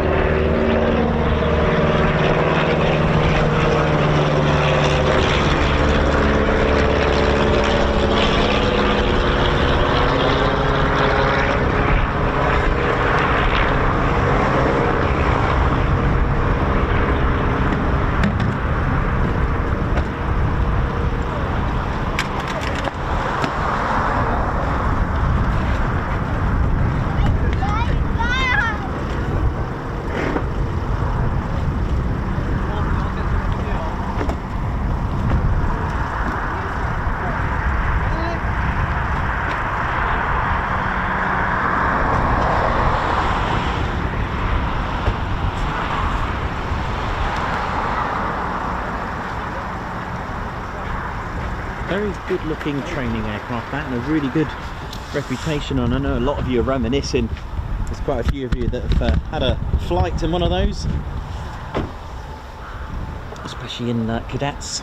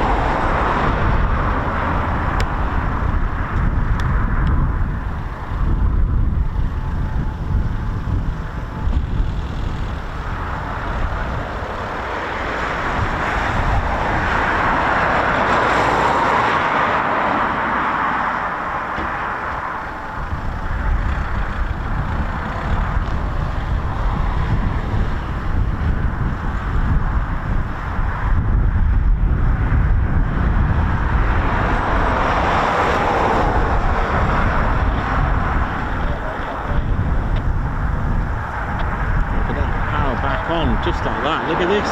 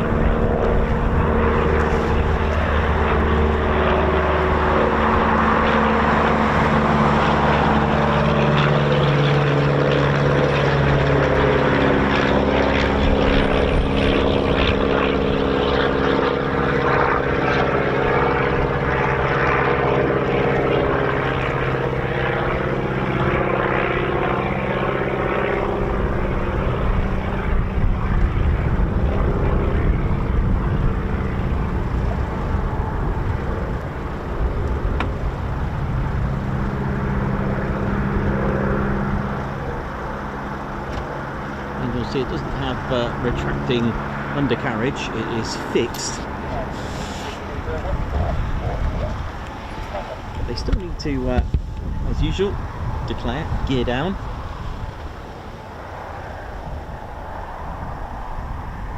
I wonder if we'll get to see the Dakota today flying. I mean, it's lovely. Well, I was going to say it's sunny, but oh my word, it is.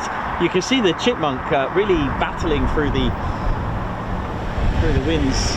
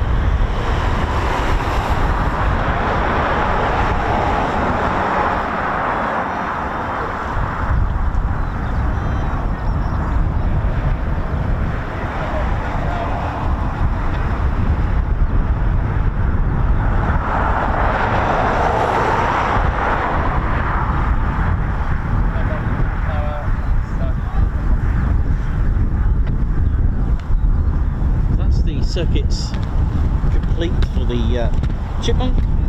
Chippy, full signs Chippy 97 today.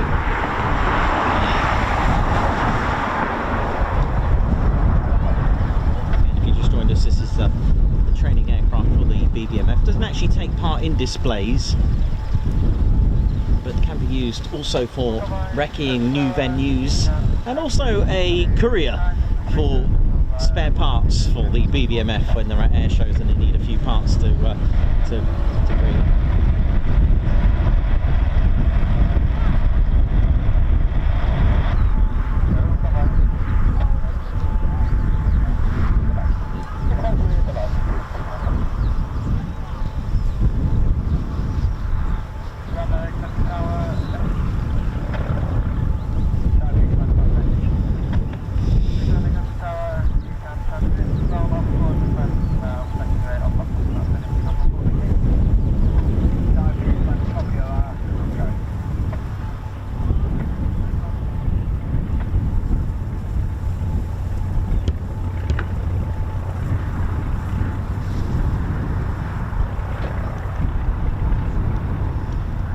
So yes, used as part of the training for the fighters of the BBMF. You'll also see, although not actually in the BBMF inventory, you'll also see, hopefully this year, the T6 Harvard, the yellow one, which is borrowed for the sort of last components of the training for the BBMF, for the fighters. And it usually starts on the Hurricane and then works their way to the Spitfire. The Britain Memorial Flight's motto is lest we forget.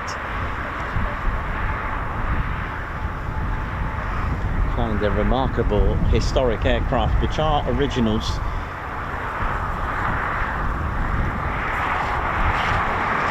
lot of them have got some amazing history. AB910 with the unexpected flight, a passenger, the unexpected second crew, or an unexpected flight for someone. P7350, the oldest, isn't it? It's just amazing, just remarkable, really. Oi, oi.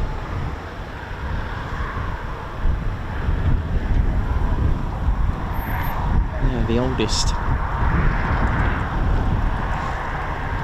Yet the only one to have actually been involved in the Battle of Britain as well. P7350.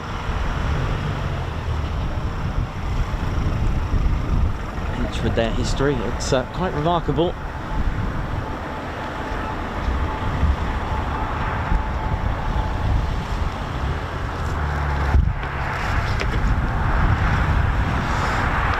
go and get back to just keep warm.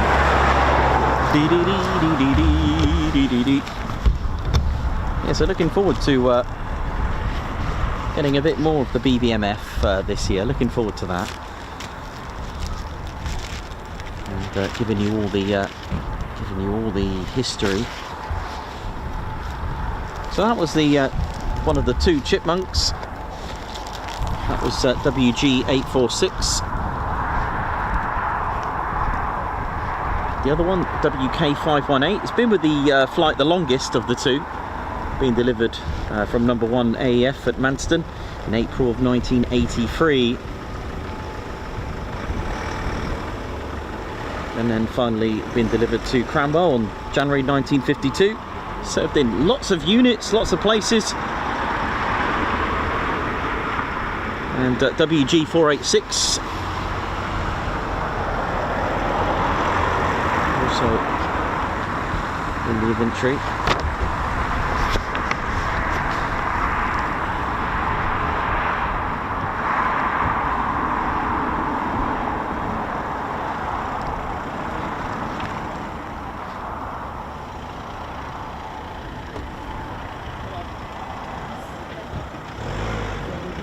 I think WG486, I think that was received in 95, I think it was. But the flights had a few name changes. It wasn't always called the Battle of Britain flight, of course. Had a few name changes.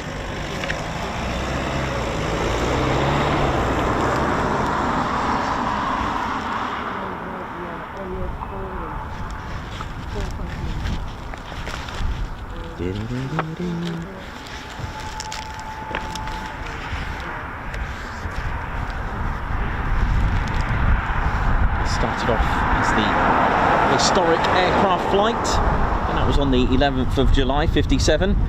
3 Spitfires, PRs Mark 19s, PM631, PS853 and PS915, and PM631 is still flying, so it is technically, I think by a matter of days, is the longest serving with the BBMF. Now I mentioned P7350 being the oldest. This is in effect the oldest of the actual airframe itself, not serving with the BBMF outright. There's some remarkable history. They've had many homes, such as Horsham St Faith, which is also known as Norwich Airport, And another move to Coltishore in 1963. They spent quite a bit of time in 63 at Coltishore in Norfolk, and a little spell at Wattisham during runway repairs. PS853 returned to the flight soon after arriving at Coltishore. AB910, the Spitfire Mark V, piloted by Supermarine test pilot Geoffrey Quill, was delivered in 1965.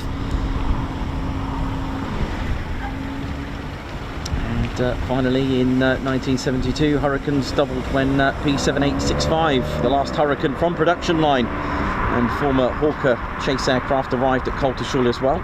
The following year in 73, this is where it had another name change. It received PA474, the Avro Lancaster. Here comes the Typhoon, which gave it the added title. Beautiful. Which gave it the added title of Memorial, and that was in 1973, and 3 years later they moved to Coningsby.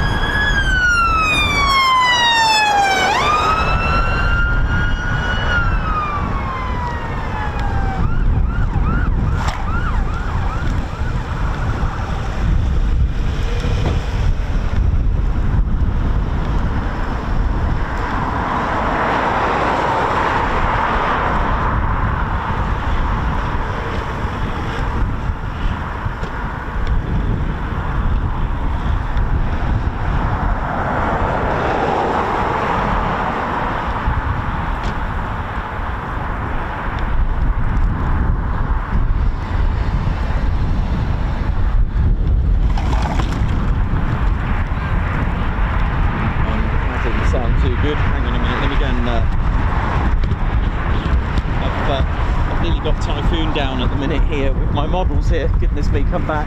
Oh gosh.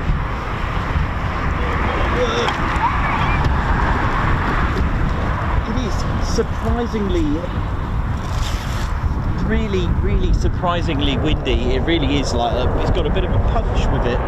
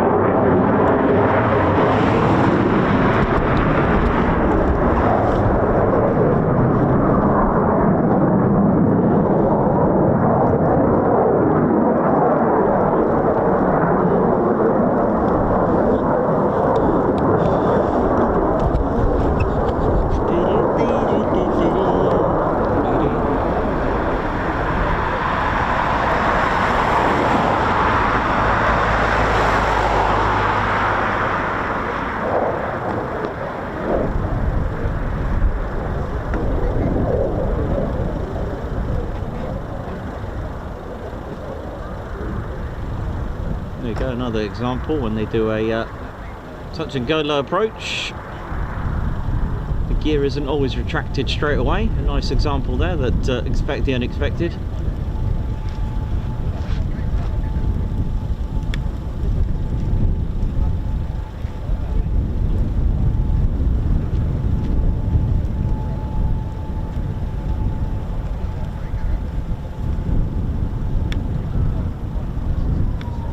This is going round.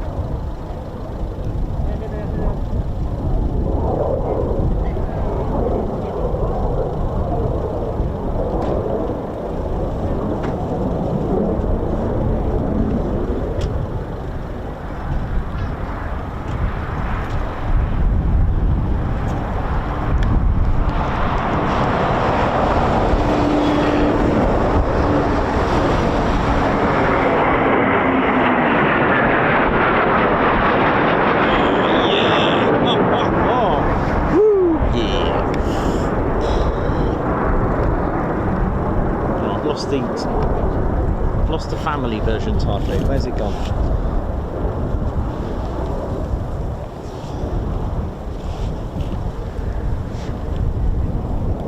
There we go. I was going to say, it's not a set of keys, isn't it?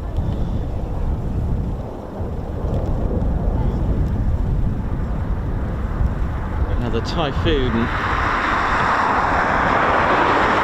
can withstand plus 9G. Now here's the difference, the Typhoon can just hold a 9G and just stay there for a long time. It can actually hold it. Now usually we hear 9G, which is the force of gravity, so that feeling that you get, all the blood going down to your feet,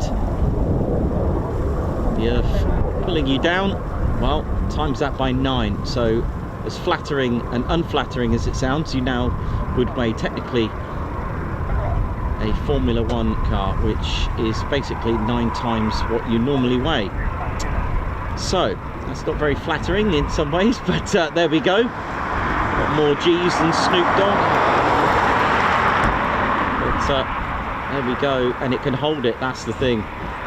Using the I think it's Buford that make that wonderful G suit, which along with the oxygen mask as well, actually does during displays actually force oxygen down the pilot's throat, basically, to help and assist with breathing. It's got a horseshoe padding that inflates along with the G suit to cope with the G, so the pilot doesn't become unconscious with the amount of G's that are pulled.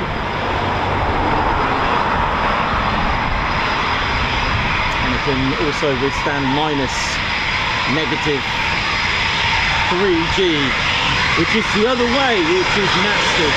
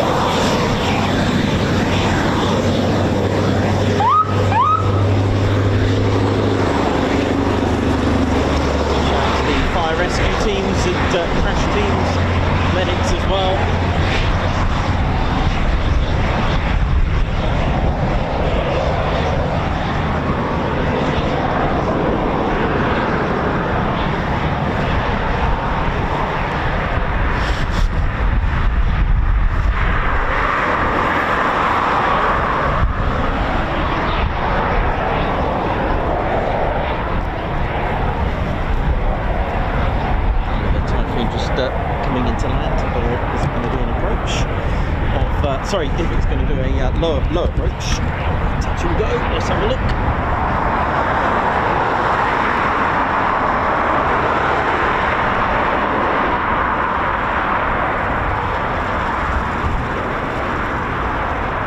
It's like skimming the runway, that is. Goodness me.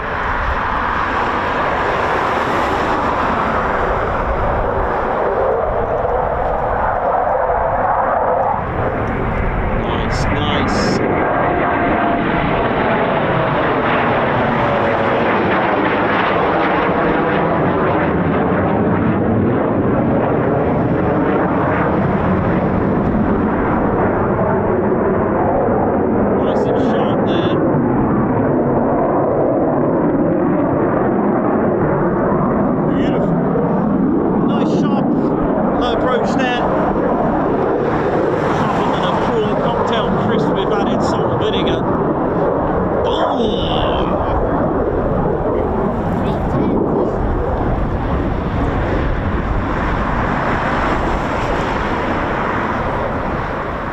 Well, we've had more circuits in the Grand Prix today, so it's always good.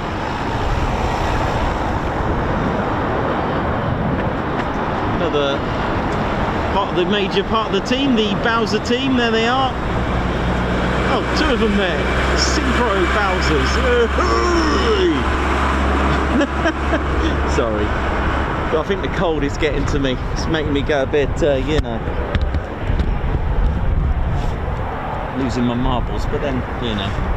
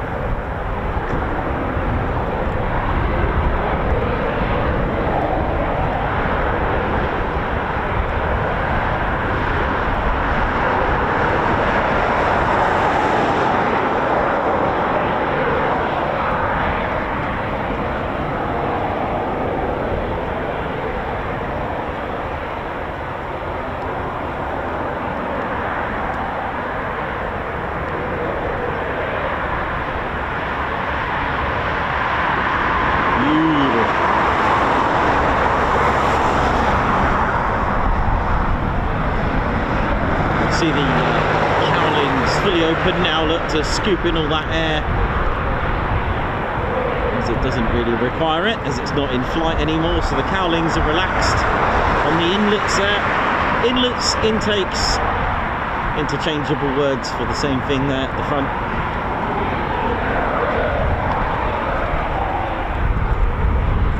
In flight, they are bearable cowlings to manage the amount of speed, along with the splitter, the boundary layer diverter, which you don't want supersonic speed hitting your lovely fans. Oh no. I mean, you know, it's not very good for you, is it? Supersonic speeds hitting your fans. Exactly. Well said, car. It's car park catchphrase. Say what you see. Here we go.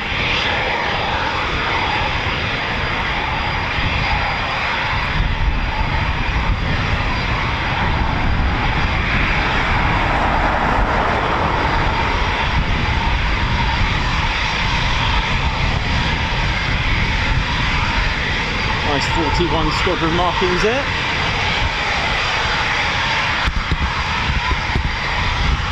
Typhoon just doing a touch and go or low approach.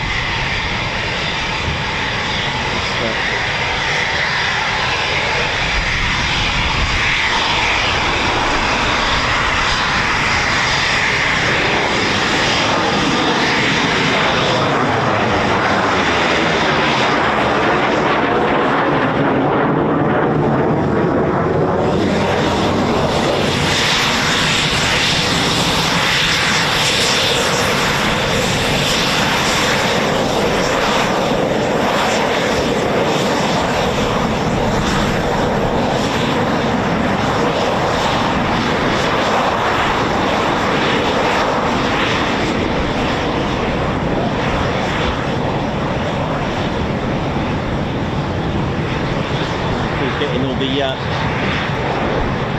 Typhoons ready for the next one, and I did see have a quick sneaky look, and yes, absolutely nothing will fly without the ground crew turning the aircraft around all the time, turning them around from sortie to sortie, mission to mission, operation to operation, exercise to exercise, display after display. I mean, when we start getting to air show seasons, probably you know, the pressure's on for ground crew as well, for the airshow experience. You know, spectators in thousands and thousands and millions in some respects.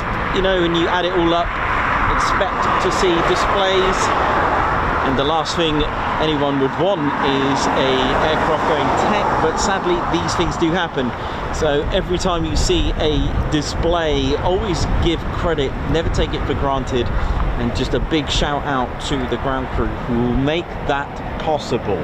And then on a more serious fundamental aspect of the whole point, whether it's a fighter jet, whether it's an A400, a C-17 or a C-5, when those things start flying, to understand the importance of ground crews making those able to be flown by the pilots. That's not taking away the credit to, you know, of the pilot, because they of course do magical things, but they cannot get airborne without the ground crew. An old saying is that the ground crew in the Second World War, they own the aircraft and they're just lending it out to the pilot. We've got our very own ground crew Drew, who's here with me today. He's a bit busy at the second, he's just on the main ASP.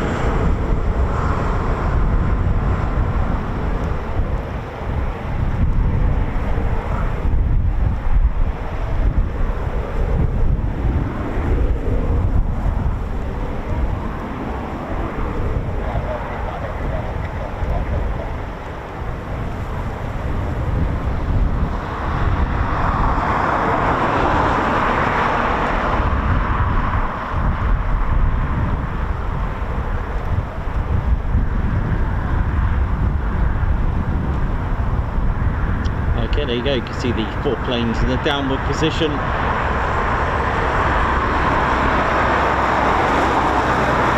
Beautiful.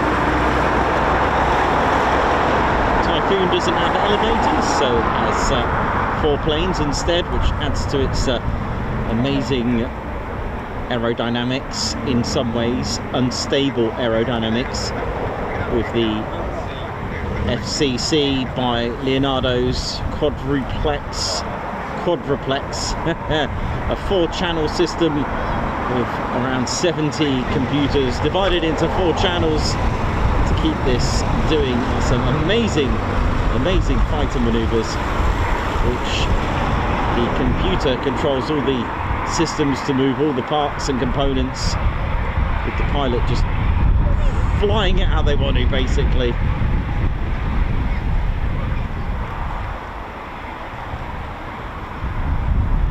Amazing. Fly-by-wire, as it's called, also known as FCS, Flight Control System. That is the computers and the main system. A lot of I did come across a lot of aircraft that actually have the quadruplex system.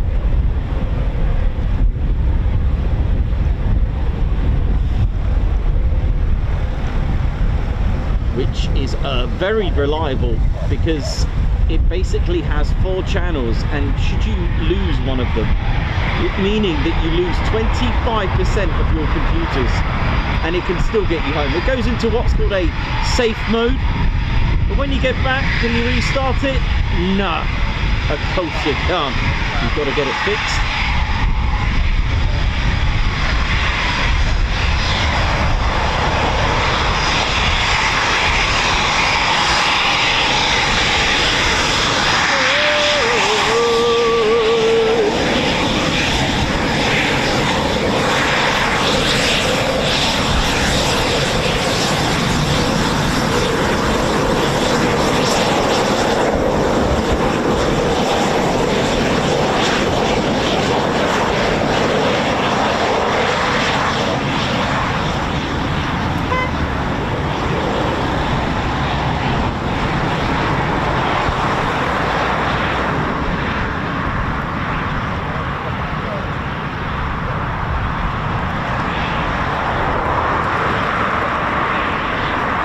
To the Ted Coningsby channel. My name is Nikos and I'm absolutely frozen. I'm like an ice cube, man. Not the rapper, but or the actor, actually. He's been in a few films. One that I can remember when I was a young lad was Three Kings with Clooney. Oh, that was a good film, actually. That was pretty cool. That was actually good. I remember being inspired by my college teacher, who once told me, and it's very, very good advice, very excellent advice. When I was at college, he told me to, if you want to sort of broaden your mind into the photography and graphics and art world, right? And it was quite unusual at the time for me to understand this. He said to me to go and watch a movie. And I'm like, I didn't quite understand it. He goes, trust me, just appreciate the photography and the framing involved. And it was one of those moments in life when I was absolutely inspired. And that very film, apart from South Park, was, yes, it was.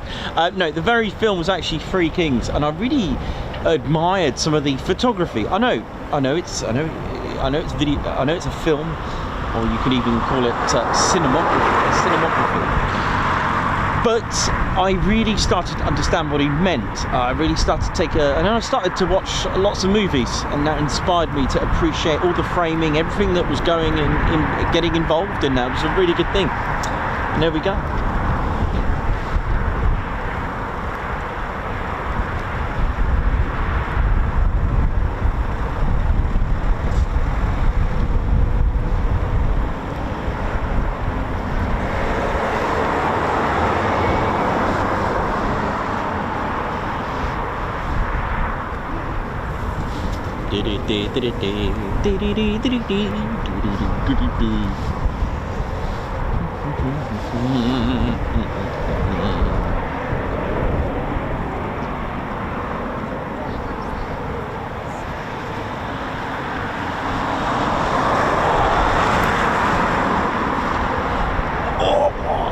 Right, Ted, where are you, mate? Yes, yes, Chris, it was that. It was indeed. College days, though, innit? Do you know what I mean? Oh, you all right? Oh, bless your heart. I'm good, thank you. Yeah. I'm good. No, I've still got some, but I will take you up when I've run out. When I've run out, I will take you up on that. Very kind of you, sir. Thank you very much. Bless. Lots of people offering tea today, which is really nice. Thank you. I do appreciate there are days when I will take you up, because you know me, I get through it. I get through tea like more than emus pecked people on the face. And do you remember emu? I'm getting very nostalgic here. Oh my word, goodness me. Oh man, my college days, they were good fun. They were good. I really enjoyed it. Really good. Really good.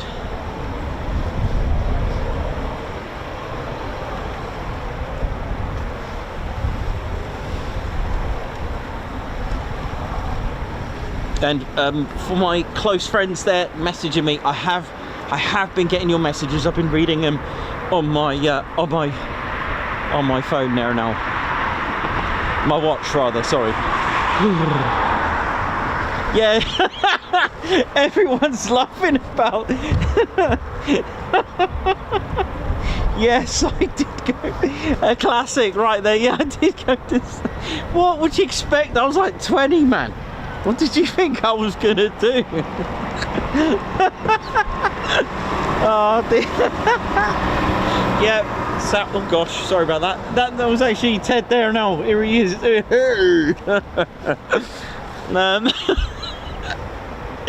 Oh dear, oh dear, oh dear. I mean, we always have a laugh here, innit? Oi, oi.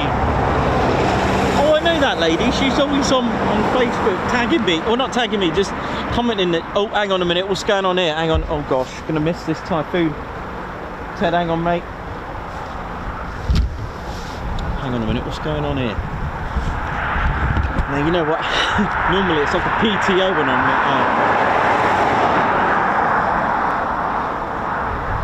There's about 3 of them down there.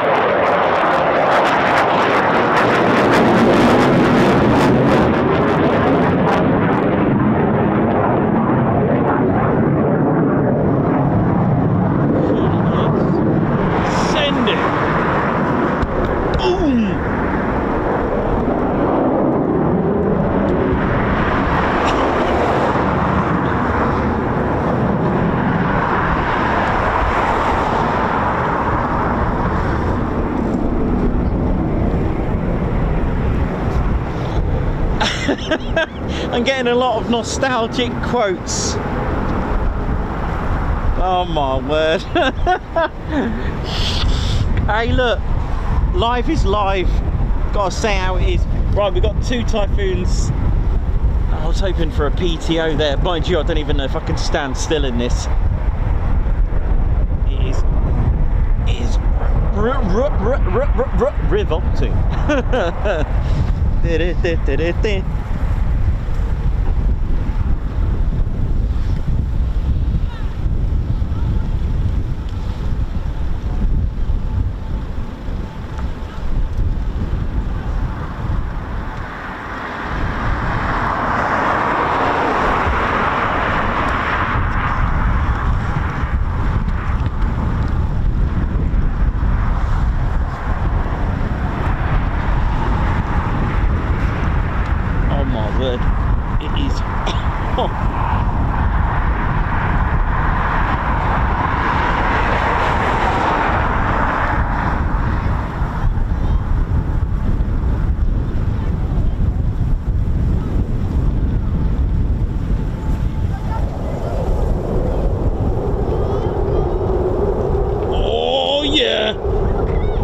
love it.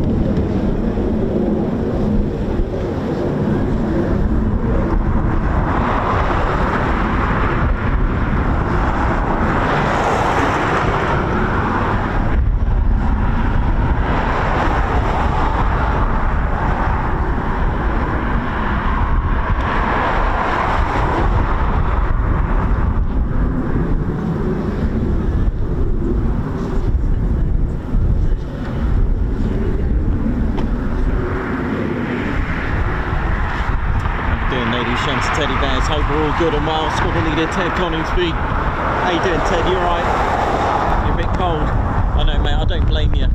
Goodness me, look like you're about to take off. Goodness me, man. I know. My girl, the AV Spotter, congratulations on 20 months membership. A Guards March to you. You might even get a flight off Teddy, by the way. Oi, everyone, it feels absolutely amazing to be back. Hope I haven't missed too much. Oh, bless you. Babzar, thank you very much. A high five and a paw pump there. Thank you so much for gifting 5 Ted Coningsby memberships. Ted, that beret, it does not look safe. Guards March, thanks a lot, Babs. Aryan, how you doing? Aryan, part of our Spanner Flight. Like and subscribe, it's so easy and free. And thank you very much. Congratulations for 3 years membership. Oh yeah. Joseph Strange, member for 27 months. Guards March, thank you very much. Margot for TCS and our RAF, here's to a bright future. Thanks a lot for the super. Margot as well, who's part of our Fighter Squadron and Spanner Flight with 37 months membership. Fantastic journey with TCS. Thank you all for the friendship and support. Together we conquer. We do indeed. Perez, Matman Bush, Perry, how you doing? Who's part of our Fighter Squadron and our Spanner Flight as well. 2.5 fantastic years. Oh yeah, thanks Ted, Nikos, Spanner Flight and all the TCS community for making this so special. Thank you very much. And Hartley with 20 months membership. Love the shows. Guards March to you. Thank you. Fred Bernals with 36 months. Congratulations. Wow, 3 years milestone. Great to see the display season practice starting. Silver Trig not far behind with 35 months. Great job, Nikos. Great job, Dragon01. Absolutely. Belly Bobcat, thank you, Nikos and Ted. Thank you for the super. Susan Bloy, T-Fun for an amazing morning. Thank you very much for your super. Janie Can with 13 months membership. Good morning all. Good morning to you. Poacher49 with 27 months membership. Still here and thanks for a brilliant 27 months. Guards March. Rob Kennard, thank you very much for your super. Guards March to you. Also a high five and a paw pump and a Guards March for Rob Kennard. Thank you so much for gifting 5 Ted Coningsby memberships. That's 10 lovely gifted memberships so far from all of you. Thank you very much. Robert Pimlott with 27 months membership. Oi oi hello. Thank you very much. The Batter Purple, a high five. Thank you very much for gifting a Ted Coningsby membership. 11 new members, recruits gifted with love and generosity from all of you. Thank you very much. Thank you.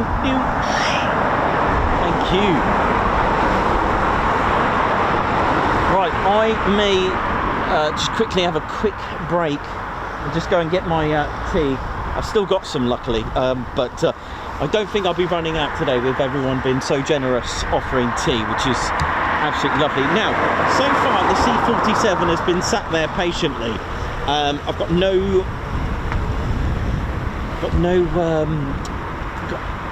info really to give you other than that. There's no ground crew outside. Normally we can tell.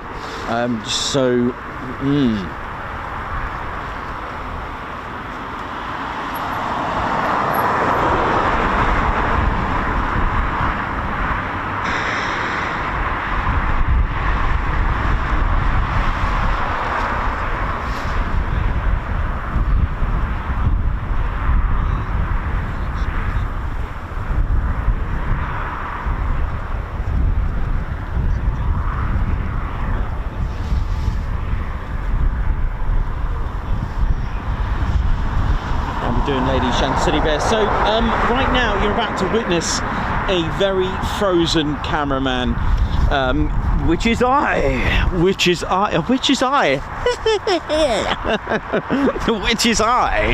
sounds like some sort of herb, innit? I'll have right, what do we need? Yeah, we need some oregano, and we need a bit of cumin and some and 5 ounces of witch's eye. Right, anyway, just stop doing that. The cold is really getting to me, but it's all good, isn't it? Come on, imagine that. God, that would hurt, innit? Yeah, how are we doing, ladies and teddy bears? My name's Nikos, and your cameraman, a frozen commentator, and I haven't done any history today, but I did give you a nice little talk on ATIS today, which has been really good. I hope you've enjoyed it so far. I'm gonna go and warm up. We're going to have some catted tea. Yes, that's right. That's absolutely right. Yes, I was about to say I drink more tea than fish drink water, but actually, did you know the saying drinks like a fish? It should be drinks like a, hang on a minute if I got this right, drinks like a freshwater. Now, what drinks more, freshwater fish? Because I think one of them doesn't actually drink the water. Drinks more than a sea fish, because I think they need to try to get as much water in as possible. What on earth am I going on about? I think sea fish and freshwater fish. Hear me out, man. This is true. Wait, I think they have to absorb some of the water, because they have a filter, I think, to do with the sea salt that is in the salt. Trust me, it is true. So that saying isn't actually true. It should be drinks like a sea water faring fish, not a freshwater fish, because freshwater fish don't actually drink water.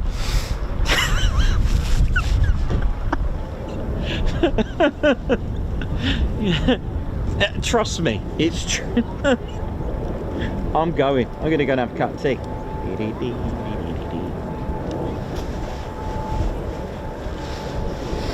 I should just stick to aviation.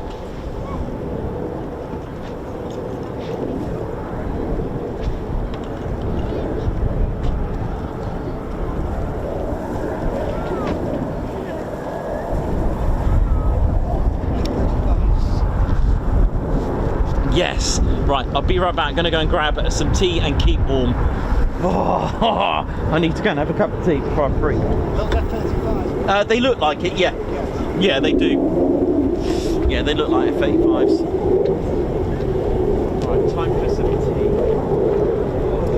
Wow, it's a lot cooler down here.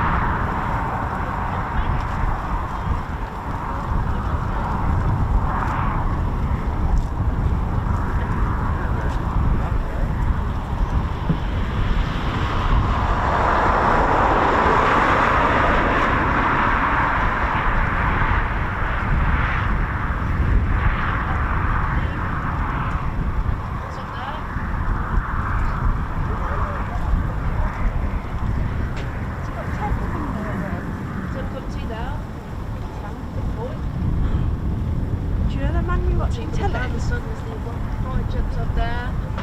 Do you know the man we watch on the telly? It's naked Eve. Always having sex.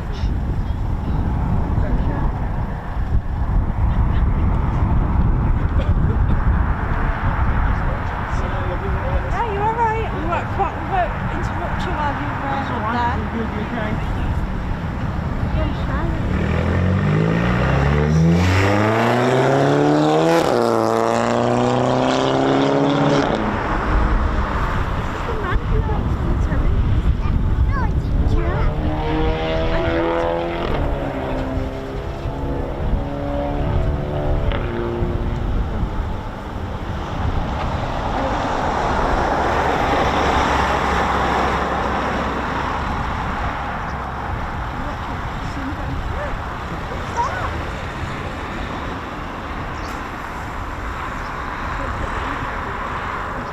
That might help.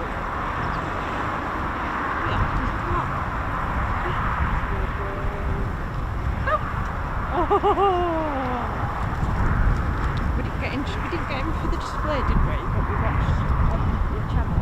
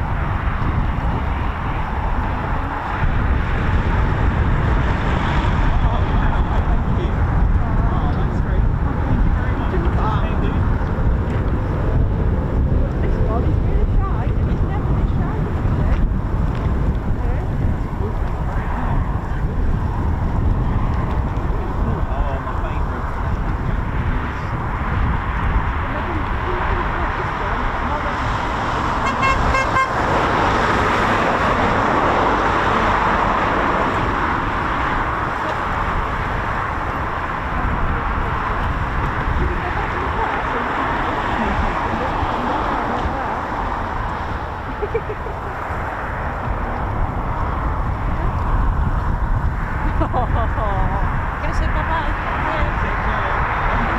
Thank you.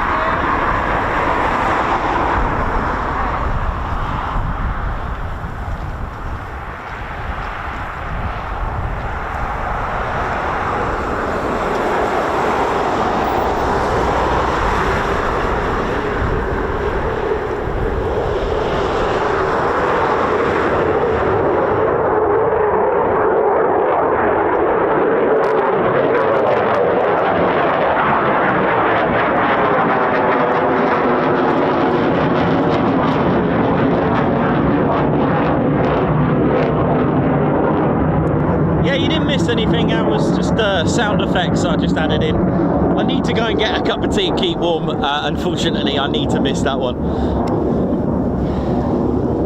Yeah, it wasn't really a takeoff, it was just a bit of sound effect that I added on.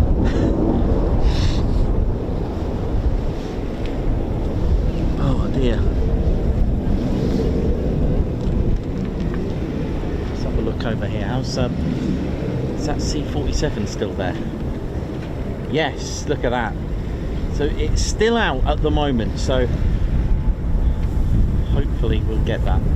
But we're going to wait and just hopefully get more for you in the next couple of hours.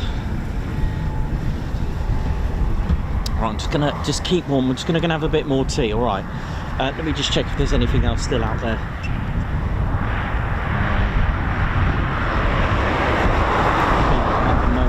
And we can talk fighter manoeuvres in just a moment. I'm going to go and have another cup of tea and keep warm. Be right back.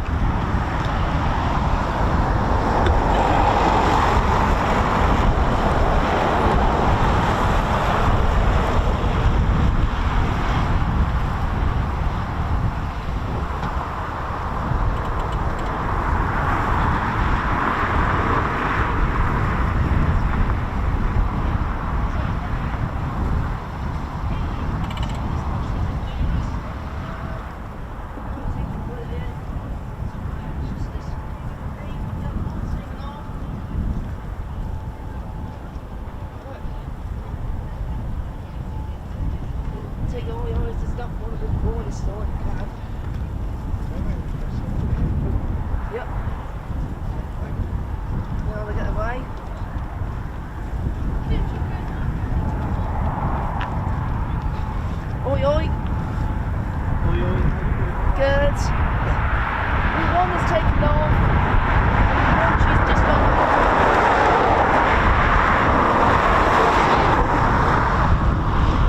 Yeah. She's not too bad. Your lunch?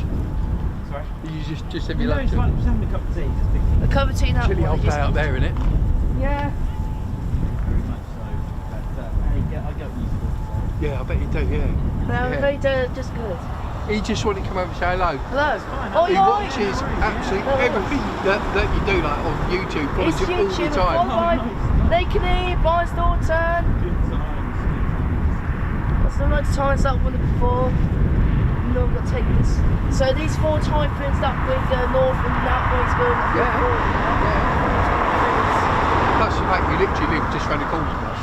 Okay, nice. So it's like, That's it's nice, like on just Saturday, round you the sort of corner. like go walking past your house. Oh, We got Ted's at home Ted. today. We got Bernie Swing, Stanford, Costco. Yeah, no. You've got longer than that, walk back. You're happy. Go to the swing. Just say hello. Hello. Oh, I can take them out now. Should we leave Nicholas to it? Have his cup of tea? Yep. Alright, come on then. No worries. You have a good day. Yeah, time- you too, what time mate. are you fit? Cheers. What time going? Thanks for all you do, by the way. What? So thanks for all you do. Makes a massive difference. Thanks, Ted. Thanks, Ted. Come on. You too. Thanks, Ted. Storage for lovely hands. That is a nice cup of tea. Oh Thanks, my. Ted.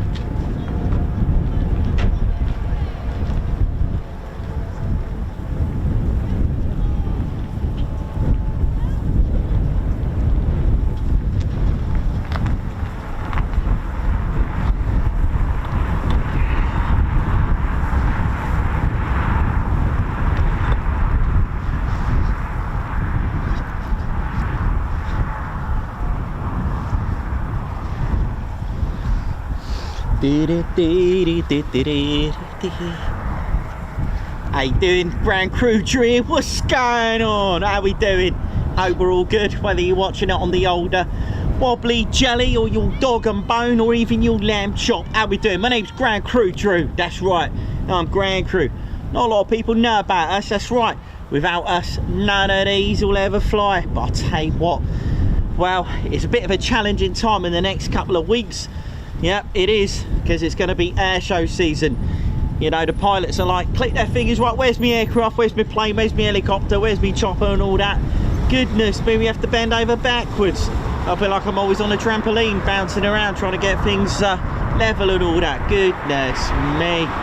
Oh, dearie me. And then I had a call from Vision Express moaning that I was late for my eye test, and they said they sent me messages, but I said I couldn't see it. Unbelievable. Oh dear. And then I thought I'd take up that limbo dancing, but I walked into a bar and they said I wasn't good enough, and I was like, well, what do you mean? Never mind. Hey, oi, all right now, how we doing round here now? Hey, how you doing there, Reggie? You all right? Yeah, just doing me perimeter checks, doing me bit of part of the RAF regiment here now. Just doing the perimeter checks there, RAF Reg Ted on the controls there. You can tell I'm regiment, because I mean mush. What about you? How can you tell you're Grand Crew? Well, you can always tell we're Grand Crew because we've always got our sleeves rolled up, innit? That's right, you've got to show off our guns, got to show off our sturdiness and all that. Oh, that sounds all right. Oh, it's lovely and warm out here, isn't it? What do you mean? You must be balmy. It's absolutely freezing. Even a snowman will have a hard time out here. Goodness me. Snowman? What now? No, not now, but you know what I mean.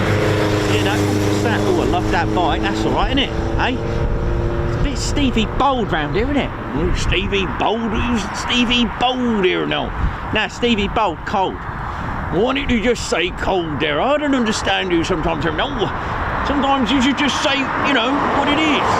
Say what it is. Exactly. I'll say what it is. It's a bit Stevie. I don't understand what he means. Anyway, Vision Express called, did they? Yeah, about me mince pies. Ooh, Vision Express do food now? No. Well, I always find these places funny, like Specsavers and all that. You know, they go on about you having an eye test, you know, and sometimes you can't find them.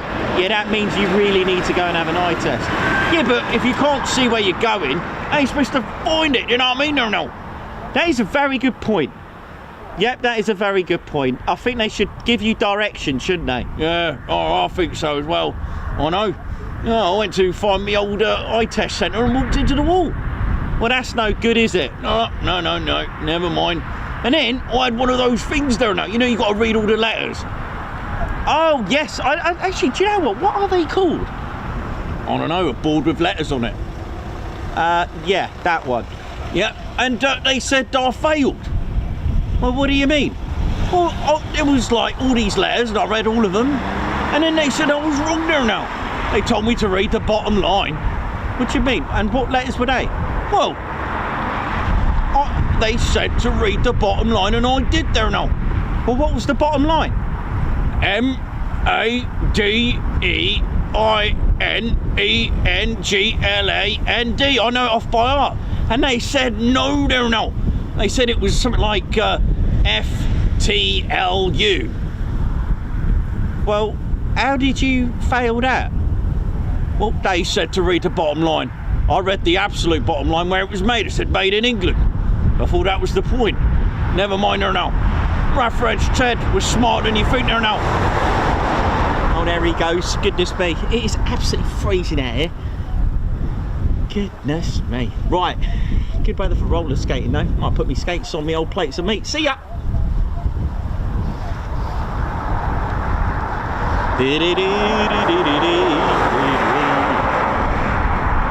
How we doing, ladies, gents, teddy bears? Welcome to the show. Ted Coningsby channel, bringing it to you. You know how it is. Woo, but it's cold.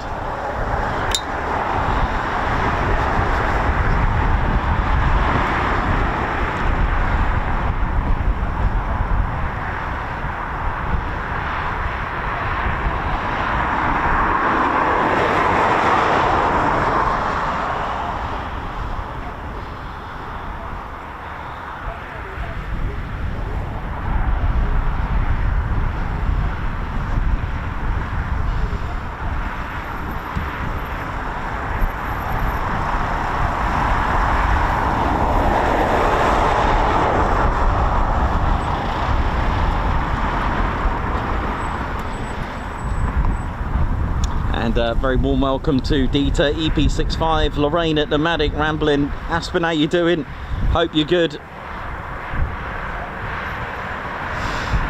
And welcome to the show, Michael Rudbridge, Denzel Hughes, Zachary, oi oi to you. Claire Bear is on the show as well, how you doing? The Bat of Purple, Steve M. Wales, how you doing as well? Afternoon, all from Crown Court. Very good.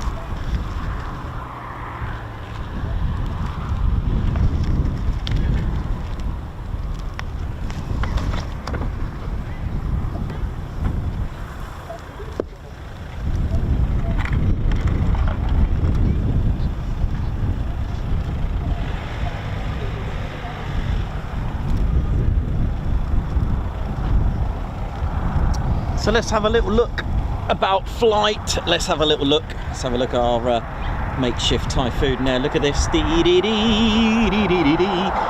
that. I'm proud of this. I made this the other day. It's I love this. I really do. I really do. So we're gonna have a little look about the a little look around the Typhoon. I'm probably gonna drop this today because I'm so cold. Mind you, it feels a bit warmer. Bizarrely, but welcome to the show. Welcome to our 4.5 generation fighter jet of its kind. Absolutely brilliant. Not a 4, not a 5, but 4.5 generation. Yes, it has fly-by-wire, which in the world is called a flight control system. It's Leonardo's FCC. The pilot basically directs the Typhoon using the FCS, which is literally a quadruplex, a 4-channel, 4 main computers, or 4 channels in this instance. So the Typhoon can roll using the flaperons, which are here and here. Those are flaperons right here, which is all good there, isn't it? Yeah, you know what I mean? So flaperons there, and that's how you will end up rolling the Typhoon. We're going to show you some demos of all that as well. On the Delta Wing, as you can see, and it also has 4 planes. Doesn't have the elevators, but we'll explain in just a moment. Pitch as well, using the 4 planes, and you're using the rudder. So I'm going to show you all those pieces as well.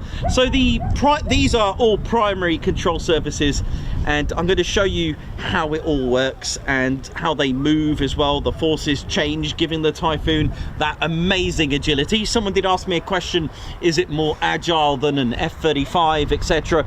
But the thing is, I answered it diplomatically, yes and no. There are things the Typhoon can do, and there are things the F-35 can do. One has a better thrust to weight ratio, but the other one can do things that, well, yeah, anyway. And the secondary control surfaces, they help with many low-speed maneuvers and slowing down. So let's have a look at the way you roll. Gotta roll with it. Here we go. So let me just put this over here. Let me just put this over here now. Right, there's our Typhoon. So as we seen today, the Typhoon was doing a few aileron rolls. So this is an aileron roll, just a nice roll like that, look. And we can roll to the left and we can roll to the right. You may also hear a 4-point roll as well. Now, 4 points, we saw the red arrows do that the other day. So it's like 1, 2, 3, 4. That's a 4-point roll. How do you roll the aircraft with so what you do, the flaperons, as we mentioned on the Typhoon, are here and here. So what you do, if you want to roll left, left flapper on up, right flapper on down, this is what's going to happen. You're going to start rolling this way. If you want to roll to the right flapper on up, left flapper on down, start rolling to the right. Look at that, beautiful. Now, we don't have any elevators, they're missing, but we do have 4 planes. They move simultaneously. To be technical and absolutely correct, they're called 4 planes, not canards. They are 4 planes on the Typhoon. So, what do we do? Well, this is called angle of attack. Why is it called the AOA, or angle of attack? You're actually attacking the wind. You're increasing your angle of attack. Basically, you're moving your nose up, you're pitching it. Okay, so if you want to move and pitch up and increase your angle of attack, the 4 planes move in the upwards position, making you go like this. So we saw Nation, Dragon, going very slow. In fact, it was 120 knots, like that. Okay, so that angle of attack, hence it's called a high alpha. If you want to level that off, then you'll control your 4 planes to control you getting level there. But if you want to bunt the aircraft, to force it down, if you want to force that aircraft down like that, that's when you're going to start getting negative G's. But if you want to do that, 4 planes look a bit wobbly. They will go in the downwards position and bunt the aircraft down like that. Okay, but for an aircraft to actually imagine that's flying nicely and wanted to dive down, pilots don't just go like that and dive down. That's going to really hurt you.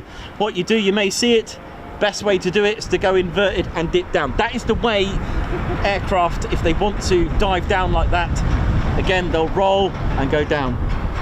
Okay, the reason why you do that is so that you don't get negative G. Negative G, you've got to imagine the blood flowing to your feet naturally. We're all experiencing 1G right now. That is the force of gravity. So that's what the G's are all about. The G's are not about, you know, Snoop and Ice Cube and all that stuff. G is an abbreviation for the force of gravity. 1G, we're all experiencing it. So 0 gravity, 0 G, is when you're floating around because there's no gravity. So if you're not flying right now, you are all experiencing 1G. Now 2G, okay, the forces of 2G means that you are experiencing the force of gravity times 2. 3G times 3, 4G, 5G, 9G means you now weigh 9 times more. The blood is going down to your feet 9 times that rate. A pilot will tell you experiencing 9G is impossible to touch the controls with your hand. Really is. You will struggle to do that. All right, so I hope that makes sense. So negative G, so if we were to bunt straight down like that or go on an outside and turn, you know, so if you were, we saw, I think there was some negative G turns. So we saw Dragon turn the aircraft like that and actually turn it this way, so the blood is now going to your head. You're feeling the gravity going to your head rather than your feet. You can always tell on in-flight footage, if you've seen any in-flight footage of a pilot experiencing negative G, because their tassels and cords on their G suits and things like that would stick upwards. Now normally gravity points down, so that's that one there. So there's our a little talk about that as well. If you want to yaw the aircraft, so the rudder, which is here, so if you want to yaw the aircraft like that, then the rudder will go to the left. So point the rudder to the left, you will yaw the aircraft to the left. If you want to make it yaw to the right, rudder to the right, and it will just yaw.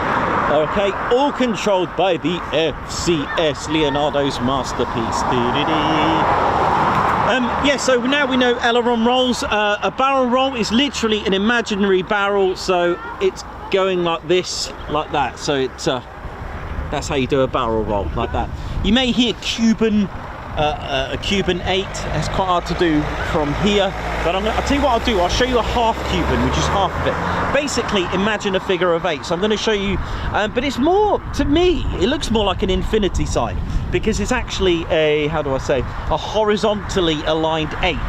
You know, we all know the infinity sign, yeah? It is a number 8, but put on its side. So that's what a Cuban 8 looks like. But I'm going to show you half of it called a Cuban 8, which also involves what's called a half horizontal, so 45 degrees. So we're going to go along here, and then the aircraft will go into a loop till about 5-8, okay? And then turn to make that first circle. And then I'm going to pretend it's gone this way, and it's coming down, and it will do the same again. We'll turn, do a 5/8 of a loop, roll, and then continue. So what you've got is like an infinity 8 basically, and that's what's got a full Cuban. But a half Cuban will be just half of that, and it will turn to 5/8 of a loop, turn it back round and back again. Okay, hope that made sense. We saw the exit as well to the display. Oi, oi.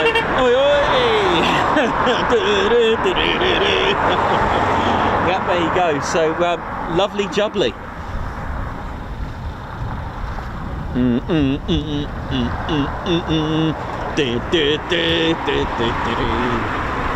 Right, what we got here now? Might have another cup of tea. That tea is good. Oh yeah, turkey.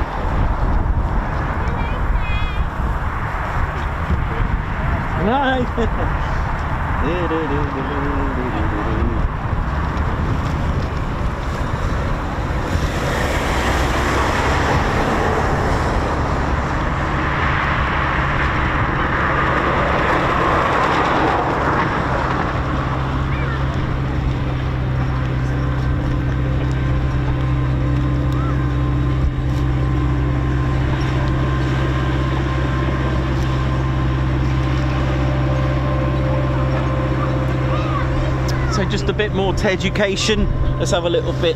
I'm doing things a little bit different today because we covered the history yesterday. So if you want to know about Coningsby's history, go into yesterday's stream and click go into the description where you can have a look and skip scenes. That's what we do. That's a big thank you as well to LEJ Approach, who's part of our spanner flight and behind the scenes working hard there. Let's have a little look. Let's go to flight. How do things actually fly? The four forces of flight. Here they are.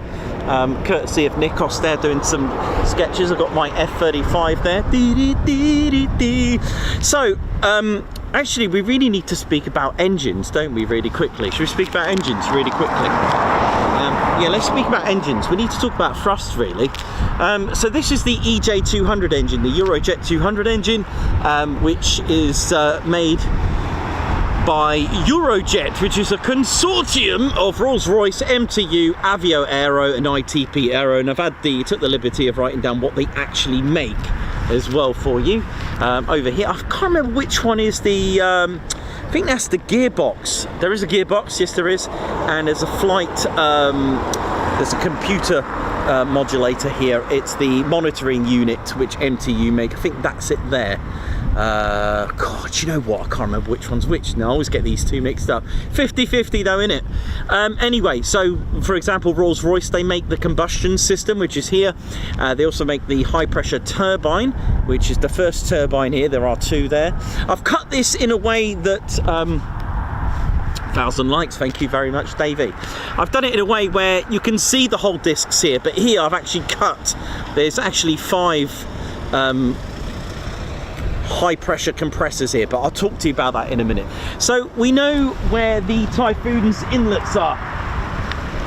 Yes, listen carefully. Yes. So you got the inlets here, that sucks in the air. Okay, so you got that. So the air's going in quite happily. having a good time. The air's going in, and the first thing it meets is this huge fan. And it is a 3-stage fan, which is the low. It's going to basically start to compress that air to a low pressure, 4.2 to 1. So it went in at 1 bar, it's now 4.2 times. So you need air, you need fuel basically, and you need that to be ignited in a way so that it combusts, and that creates thrust, makes an object move forward, right? Okay, that's just in a nutshell. But what we're doing here, we're actually compressing the air, and these are called blisks. It's a disc and blade all in one, made out of titanium alloy.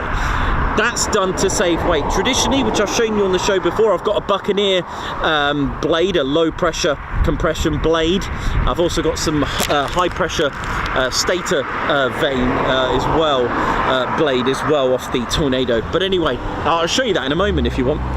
Anyway, so the Typhoon's engine has a 3-stage low pressure fan compressing it to 4.2. Then it goes to a 5-stage high pressure compressor.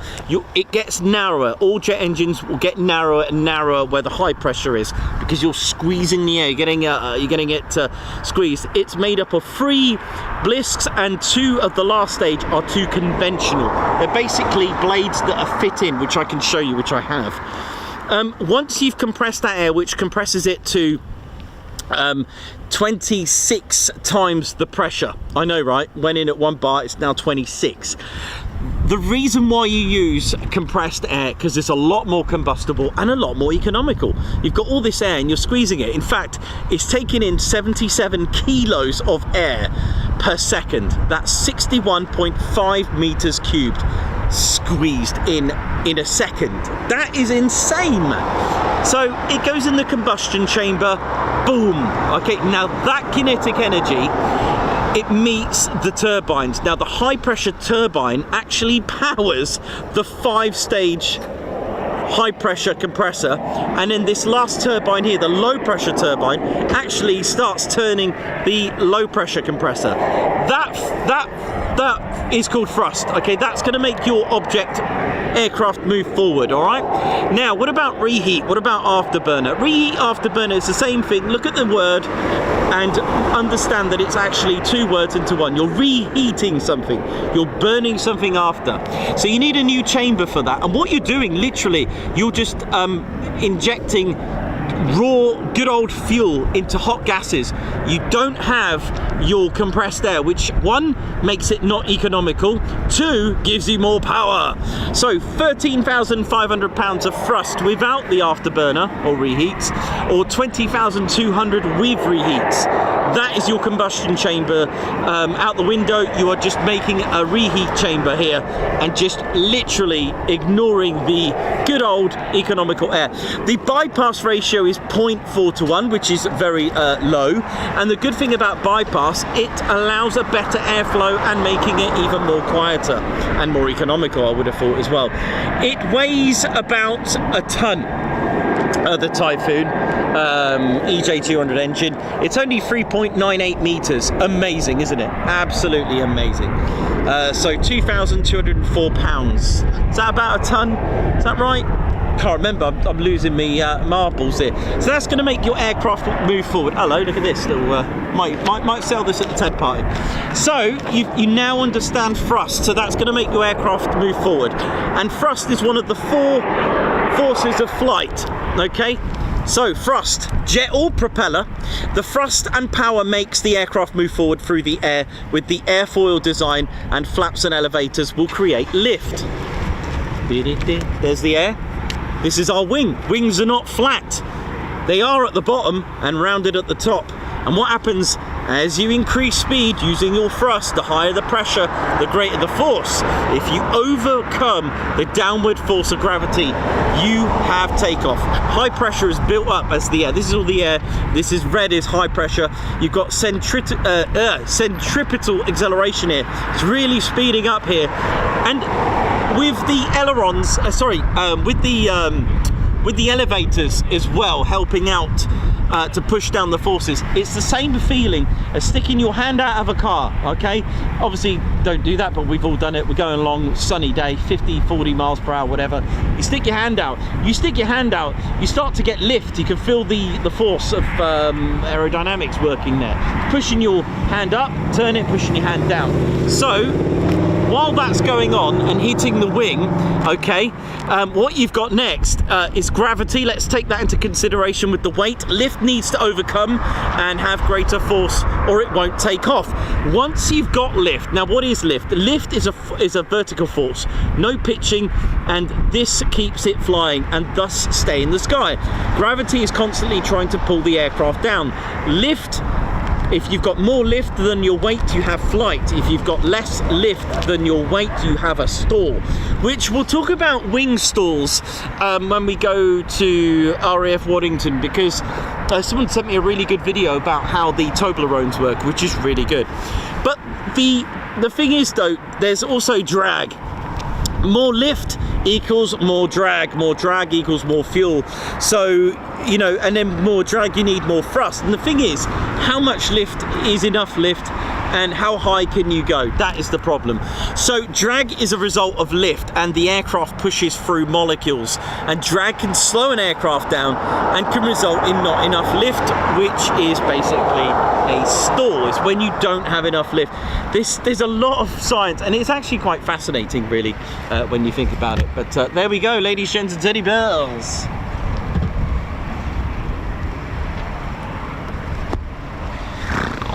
Just a quick Teducation. Now something was rumbling over there.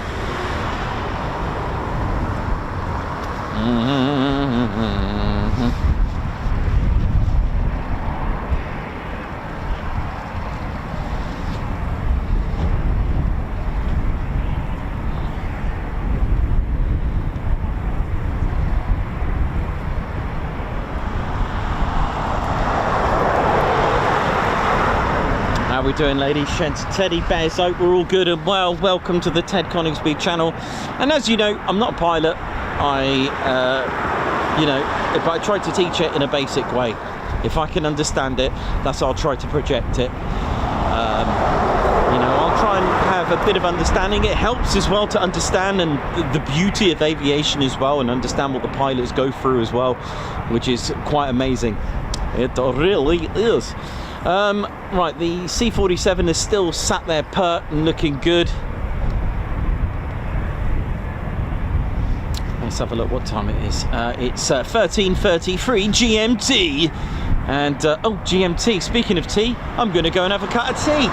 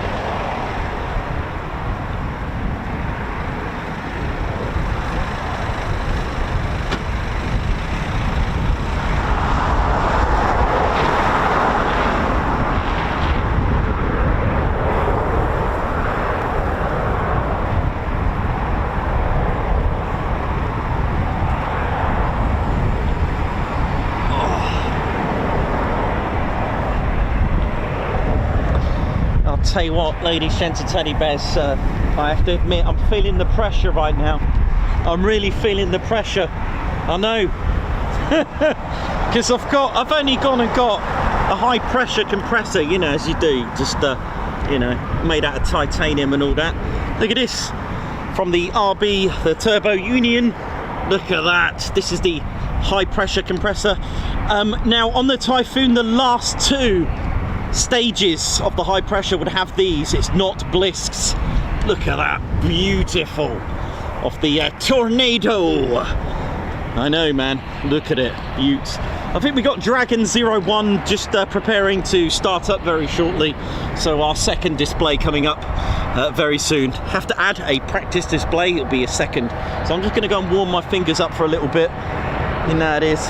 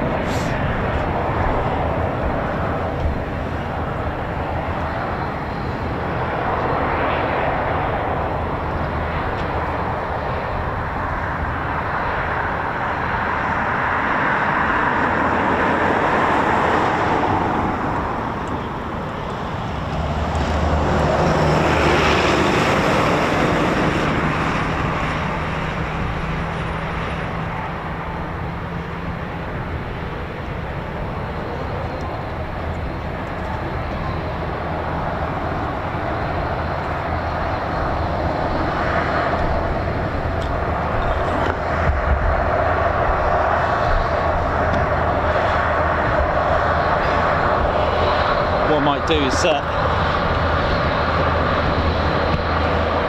swap the mags over now, get them ready for action.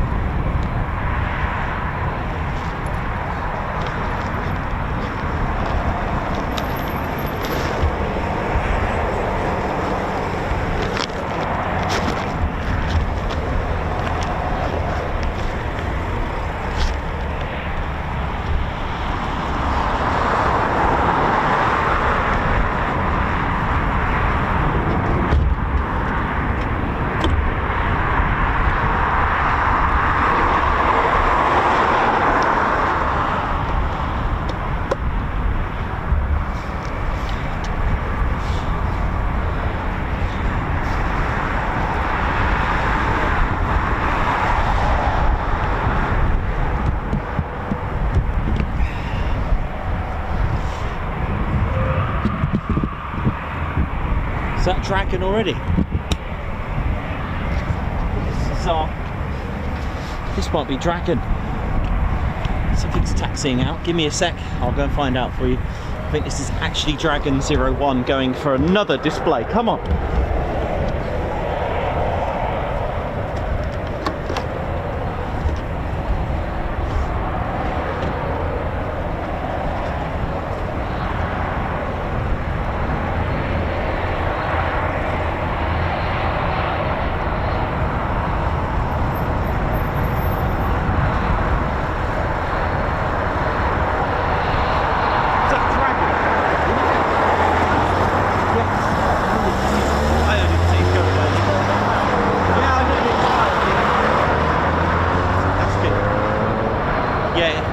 Didn't think we were even forecasted to have clouds. Crazy, isn't it, really? Right, here we go again then. Well, it'd be better light actually. Yeah. So Dragon 1 going up for his second time. Here we go.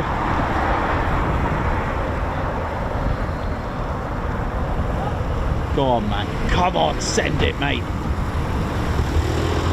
It's only his second practice display at 1500 feet. He is, bless him, 2 weeks behind due to the weather.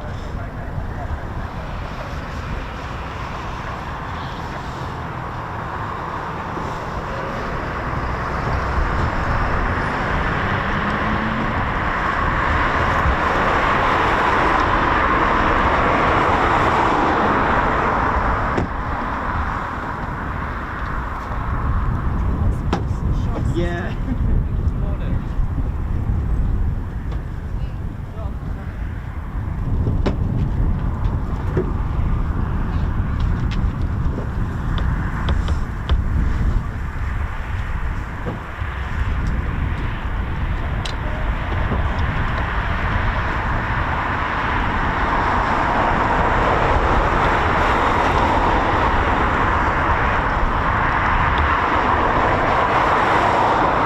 So if you just joined us, practice number 2 for the day, which is awesome. We are in for a bit of luck, and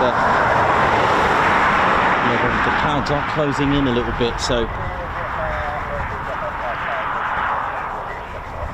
let's hope he can get this in.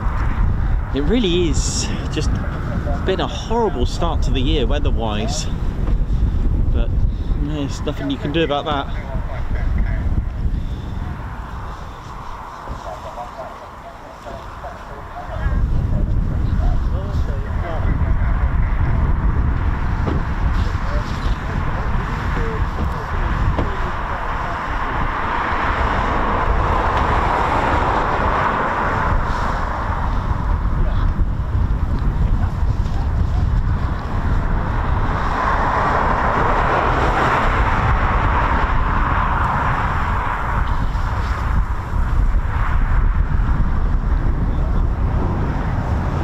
So, if you just joined us, Flight Lieutenant Tom Nation, call sign Dragon 1, taxiing out for another practice display if, and a big if, those clouds just hold for a bit.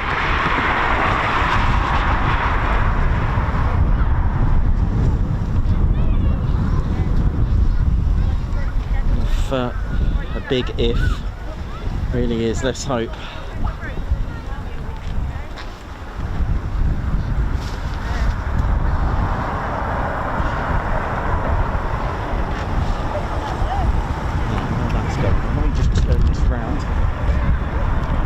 Into position. It's all about getting into position, isn't it?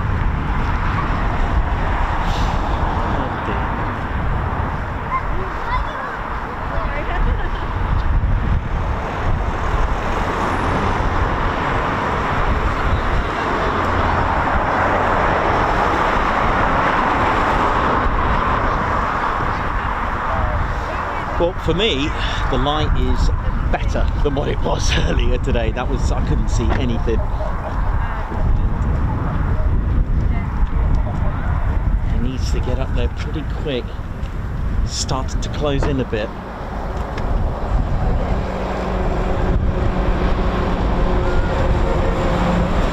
Oi, oi! This is being cleared to go. Yes, he has. Here we go. So he will again just take off and go into a holding, and then we'll be cleared. Oi, oi, oi. And then we'll be cleared. And then we'll be cleared to run in for the display.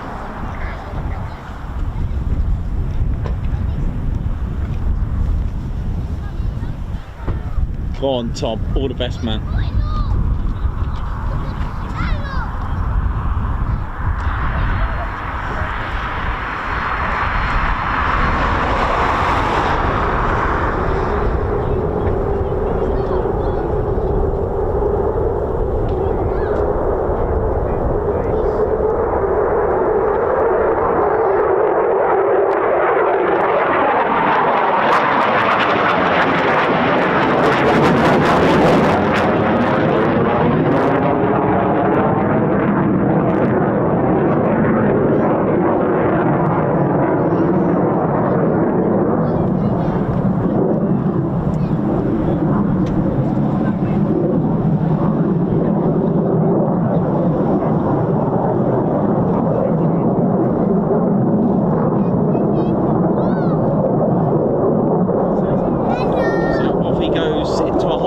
pink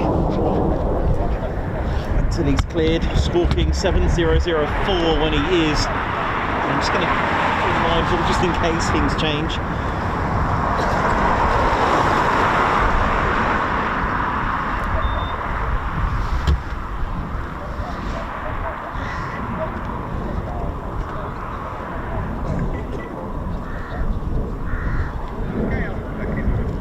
So you do have Chaos flight, so they may wait for Chaos just to land.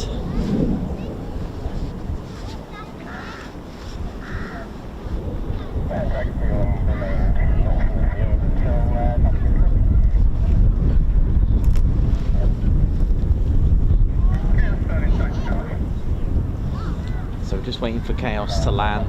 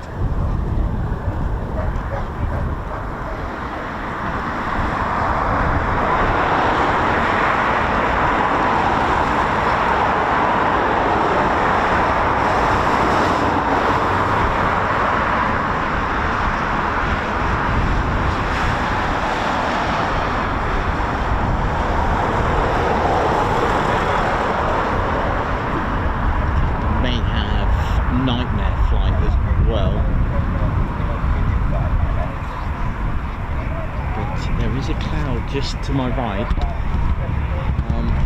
Hopefully it doesn't cause Tom too many problems.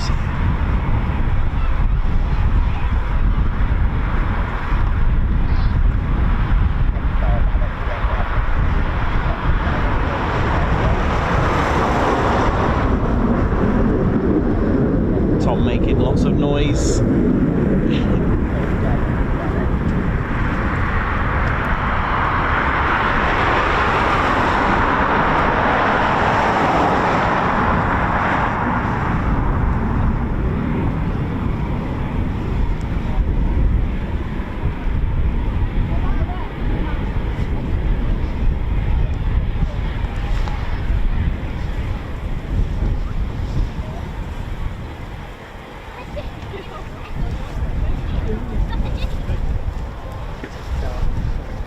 these are already in downwind to land. It's quite nice to see them from here.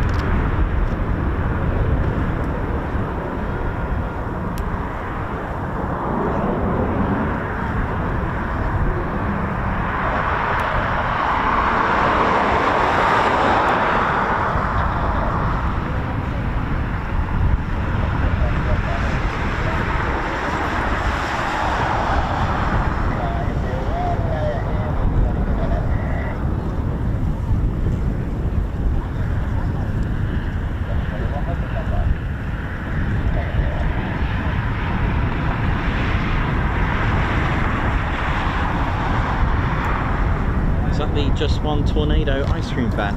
Just one tornado. Give it to me. It is just one tornado. So the ice cream van is back. Retired too soon. We still have the phone. IDS or ADB. Just one tornado. Give it to me.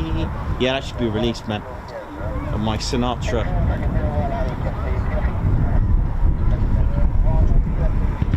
Get ready, he's coming.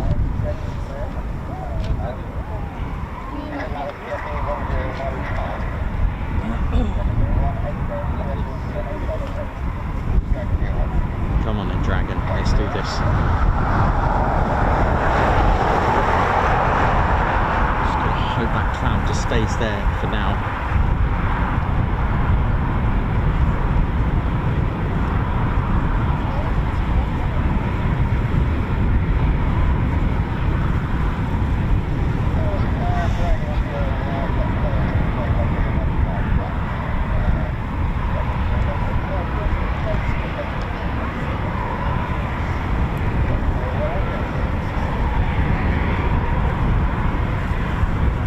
On his way, the Dragon is on his way. Here we go, Dragon 1, come on.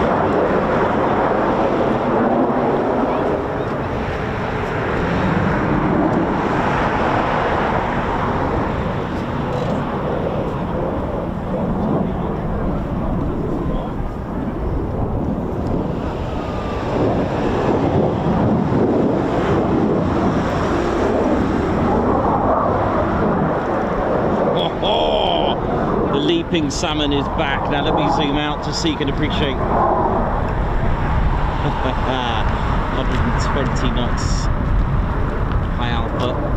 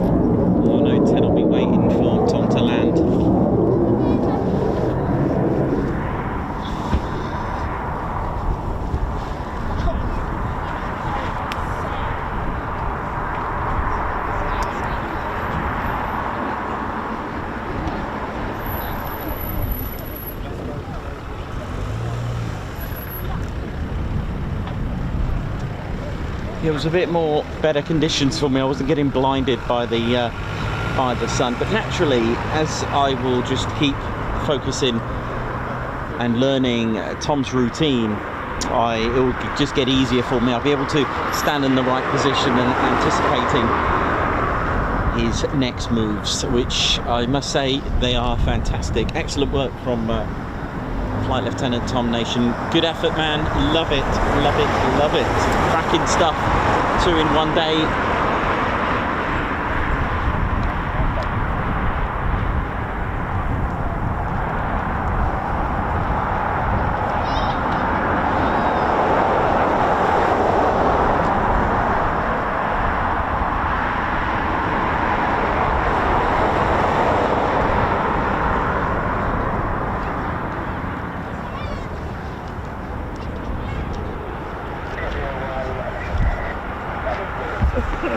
Okay, it's on initial. Into the brake as well, coming up.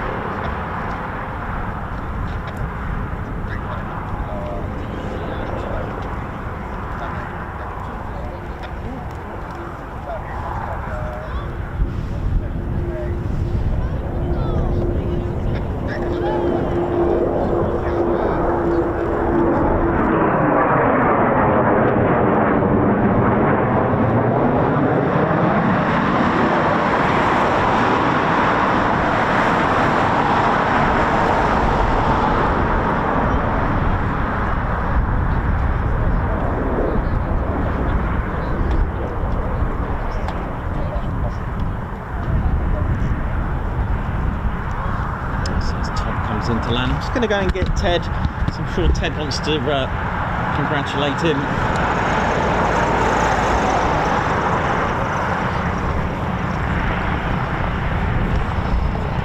Oh my God, the C-47's out.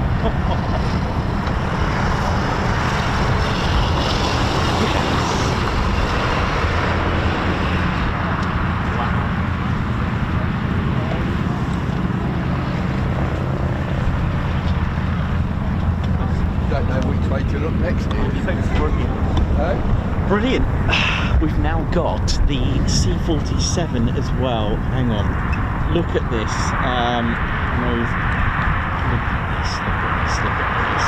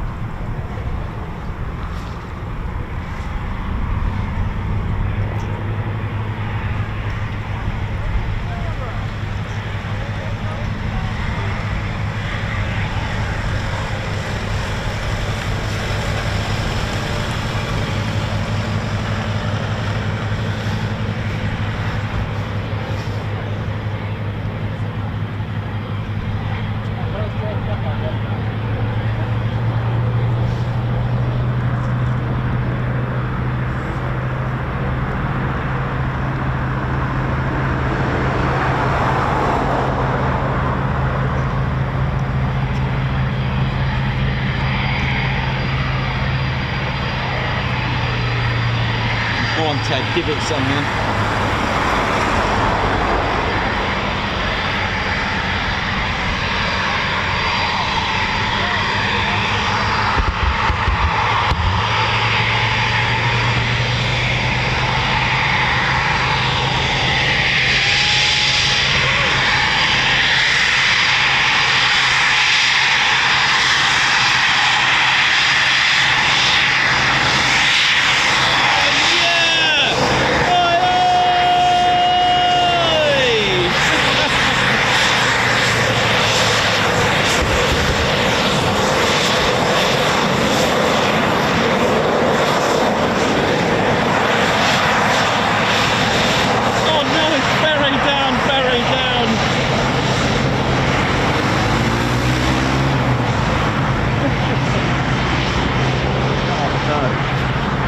Covered in grit.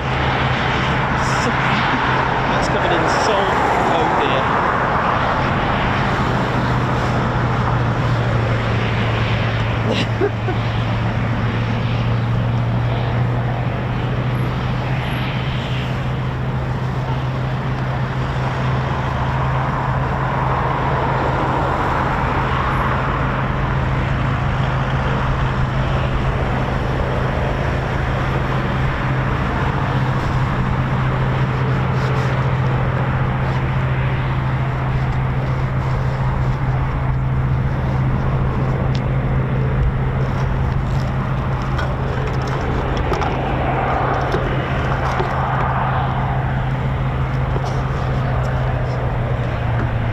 So painted in what I call extremely rare to see Southeast Asia Command colours there.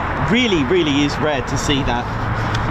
fantastic stuff that is, to see a Southeast Asia Command livery. So you'll notice the usual blue, shall I call it, and that lighter blue roundel there. Spectacular. So very rare Southeast Asia Command livery. Amazing. A Douglas Dakota C-47 ZA947 was manufactured back in March of 1942. It's actually issued to the United States Army Air Force.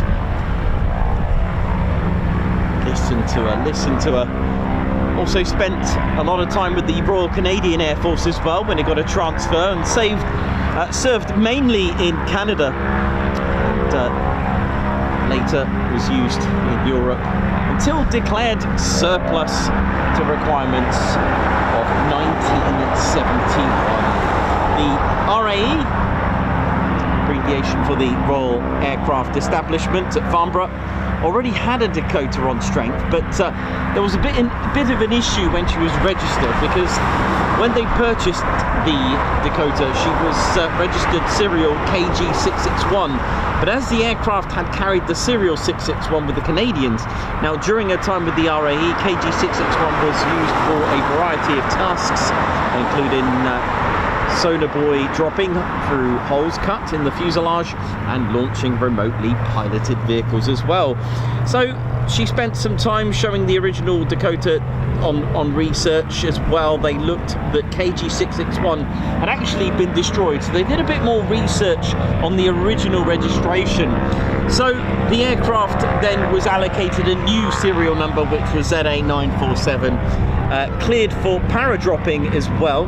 She often displayed in this role as well, and appeared as a static at air shows as well. In 1992, the Defence Research Agency, which was eventually the successors to the RAE, declared her surplus once more, and she was adopted by Strike Command and then finally issued to the Battle of Britain Memorial Flight in March of 1993.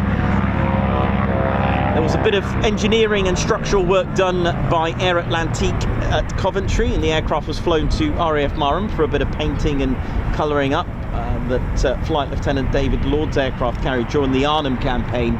But this is an older livery. This is new. She arrived like this last year with the Southeast Asia Command livery. Pretty cool. Pretty cool. I can't remember if it's 13, I'm sure it was, I think it was 13 Squadron, I think, in the Southeast Asia Command.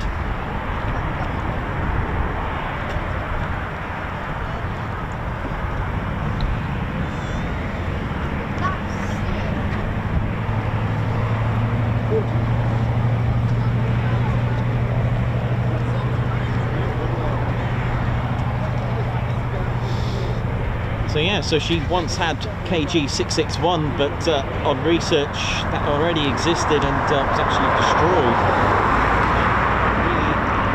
Reorg.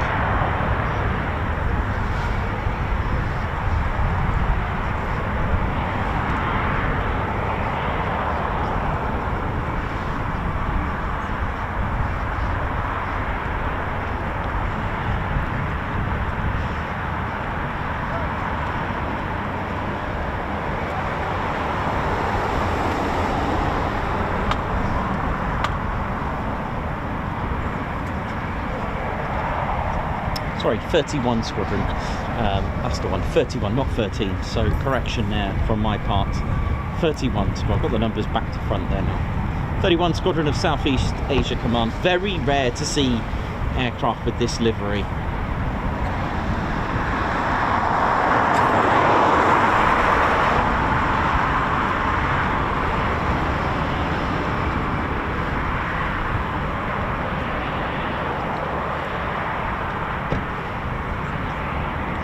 Very important aircraft for both the Royal Air Force and the United States Army Air Force during the Second World War.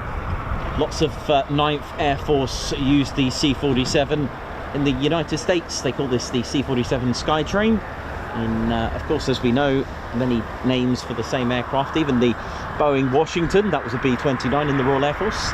and the Boeing Fortress. That's right, that's what it was called. The other one is the Havoc and the Boston. Again, names interchangeable and designated with different names of different air forces.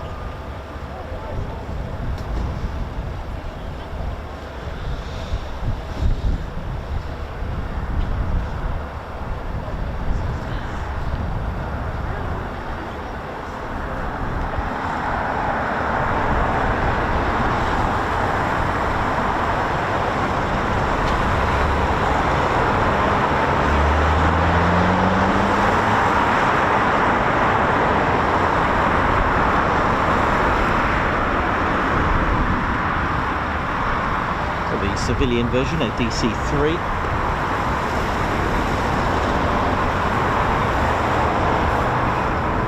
There is the US Navy version, the R4D as well, Douglas R4D.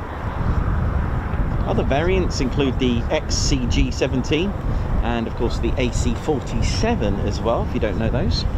And you can have a crew of 4 with capacity to hold 28 troops or 6,000 pounds of cargo. Wingspan 95 feet, so about 7 feet shorter than is in wingspan than the sorry, lost my words, than the Lancaster, sorry. But powered by 2 lovely Pratt & Whitney R1830 twin wasp. They're 14-cylinder, speeds around 224, cruising at 160. Takes 9 minutes and 30 seconds to get to an altitude of 10,000 feet. Got a length of 63 feet and 9 inches, which it's about the same sort of size as an F-15 in length.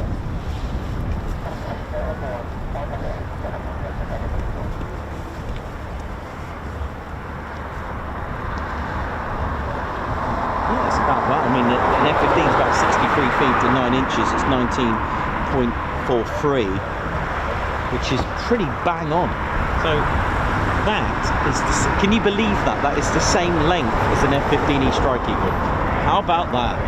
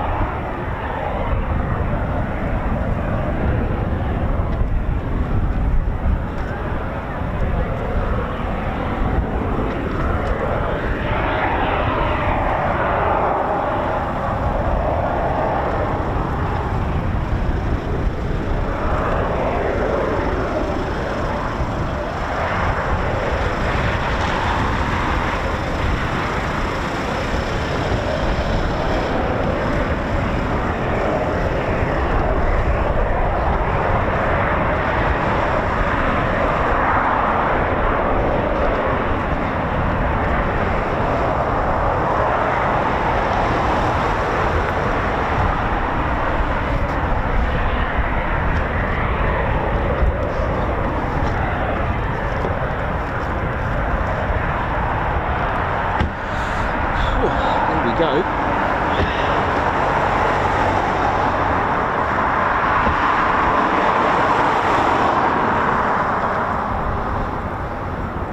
Yeah, amazing, isn't it? I was just having a look at the, I mean, I don't know, 90, they're both 19.43 meters. Wow, isn't that just, I mean, one of them's probably a bit longer than the other by a few, literally millimeters. That is incredible to think. That is the same, but obviously the wingspan's a bit different.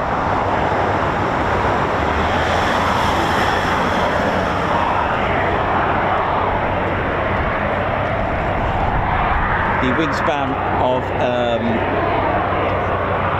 the F-15 is not as long as one of these. And the Chipmunk's out as well. It's about to run across our screens right now. So we're going off here.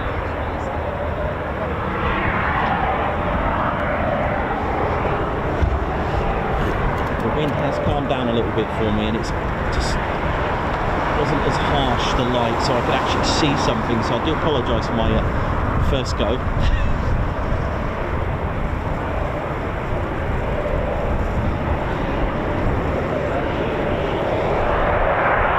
So back to the wingspan of an F-15E Strike Eagle, for example, or an F-15 Eagle, they're 42.8 feet, that's 13 metres. And yet we've got 95 feet and 6 inches, so almost double, right? Amazing.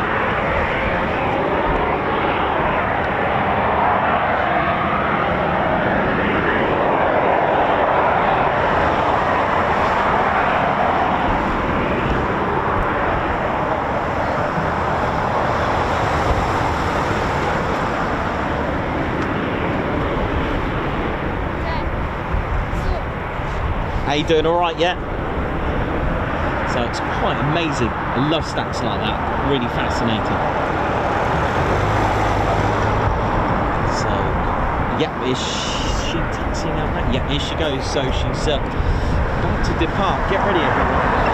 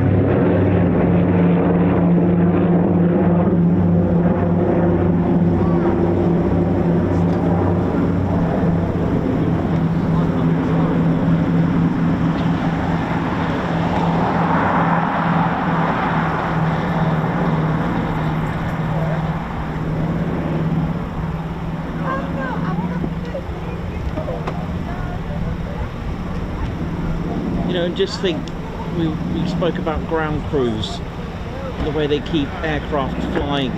This isn't no easy task. Not that it is on modern aircraft, but the thing is, you've got to remember they don't make this aircraft anymore. You know, parts are going to be a little bit harder to get hold of. It ain't no Argos situation where you order what you want. This is a bit of a, you know, do you know what I mean though? On a serious note, you've got to remember that the parts are becoming a little bit harder to get hold of, to get gen parts. I mean, listen to that in the background. Absolute beauty. Come on then, go on then, let's get a bit more of you. Come on, look at this. Over the castle. Yes.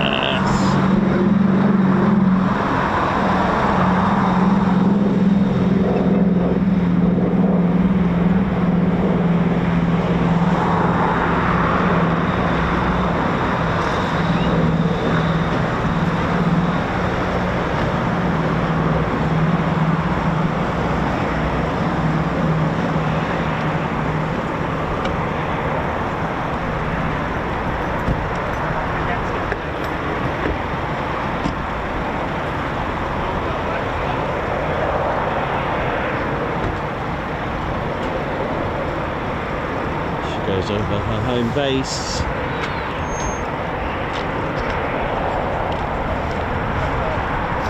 Oh, where's my chipmunk gone? Lost Little chipmunk, where's he going? There you go, over here.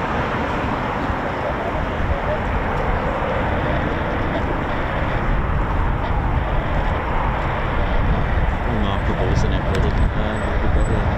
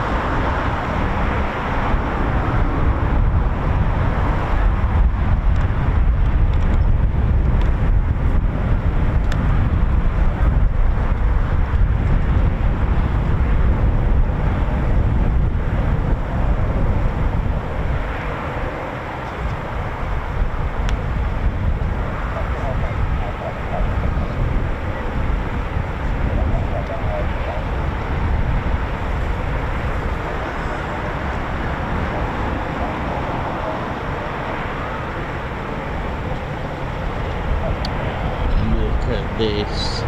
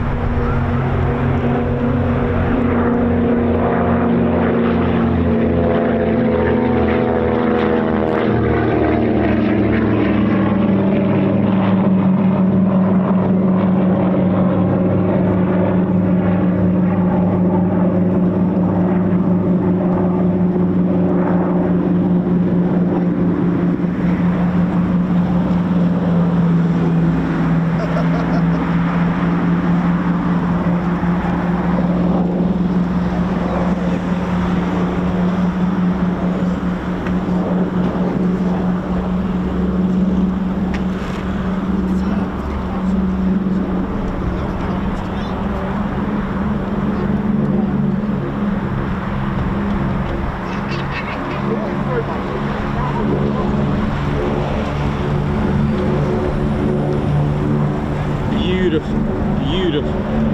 That is, go on, over loyalty binds me, go on. That's right. Featured on Coningsby's station crest. Tattershall Castle with the motto, loyalty binds me. You know it is. Typhoon just taxiing out sneakily like a hawk.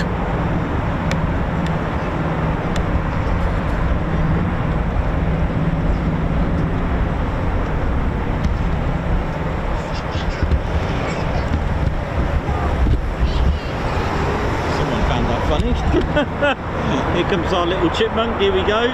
He's in runway 30. Another one that purrs like a cat on lifetime supply of ware box.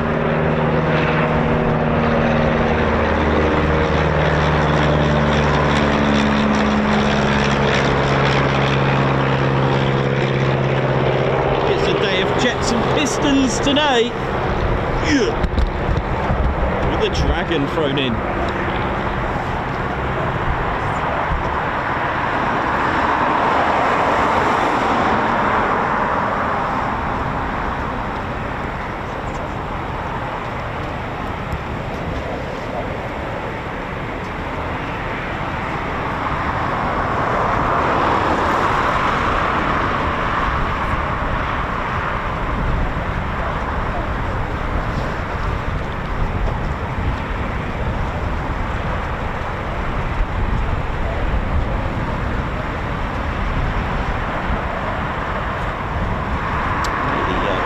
Just coming back round again. Here we go.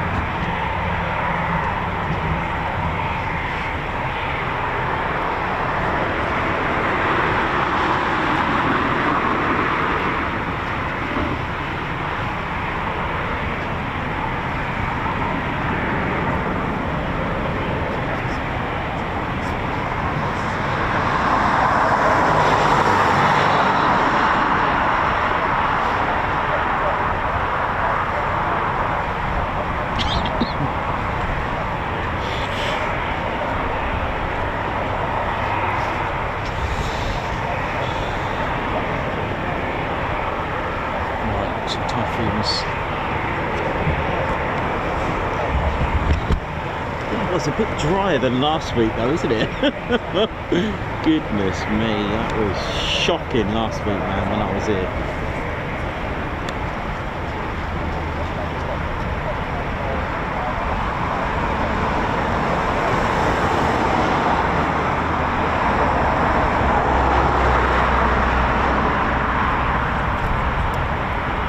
Such an iconic aircraft, a really important one of that, dropping those brave men out onto the battlefield.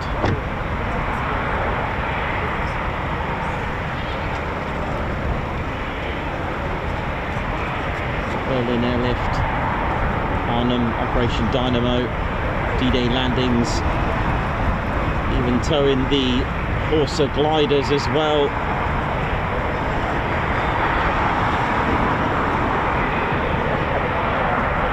Taking the wounded via Metheringham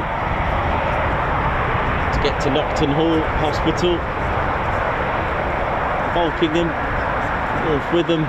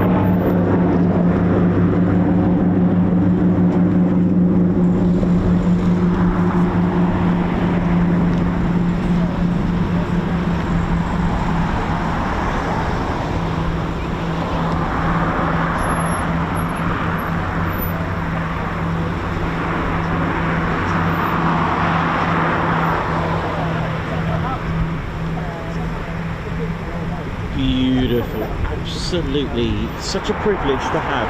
Oh, hello.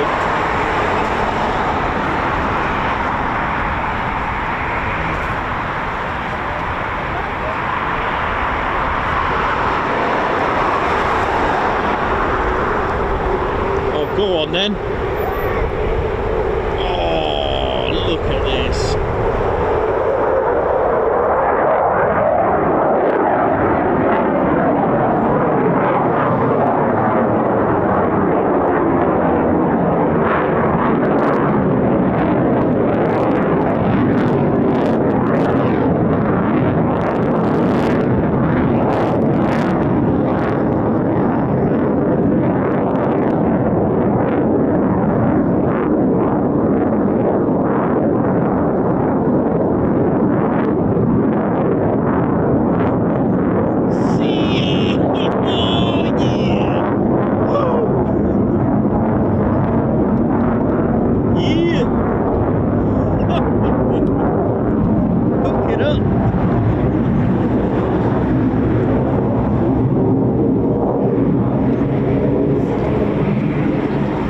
Was absolutely incredible.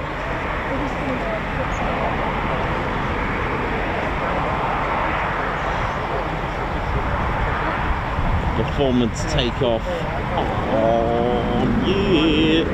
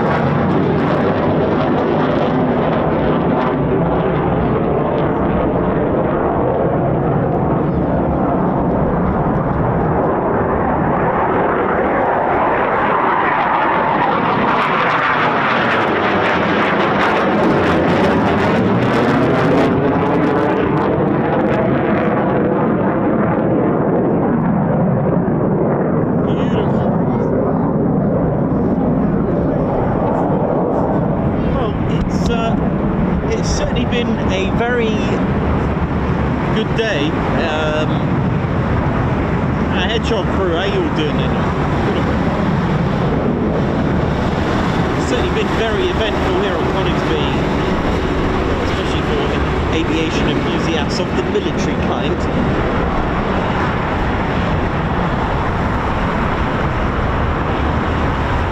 And, of course, the military kind of aviation enthusiasts requires a very key attribute: patience. If you haven't got patience, then you're a surgery. Hang on, does that make sense? That might not make sense. Nikos, shut up. Okay. Send it. Oh, looks like a scene out of Top Gear here. Look at this. Come on.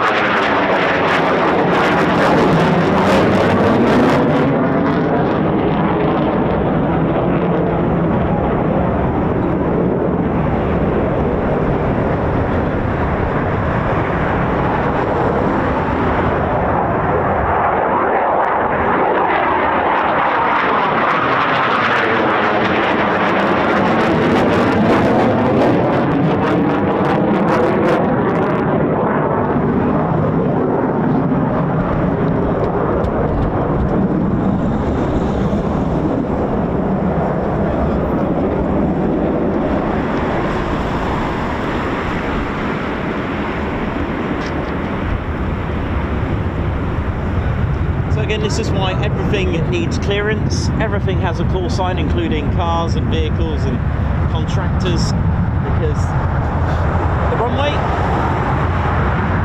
can be a very dangerous place if it ain't managed, and it is with the wonderful air traffic controllers.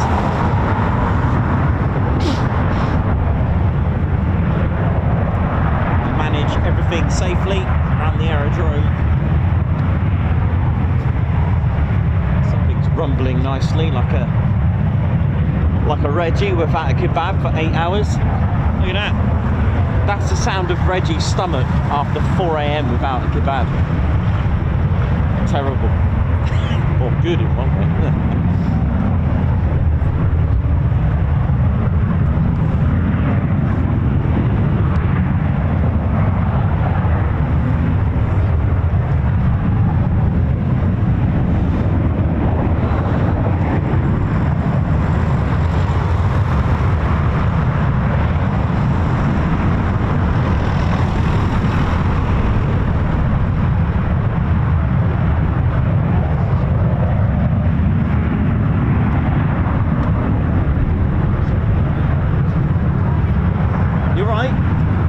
Oh, you are? Okay, well, have a good one, and see you again, yeah? Have a good one, thank you, bye. Yeah, we're going to go as well in a bit. Just probably catch the C-47 come back, and don't know where she's gone at the moment.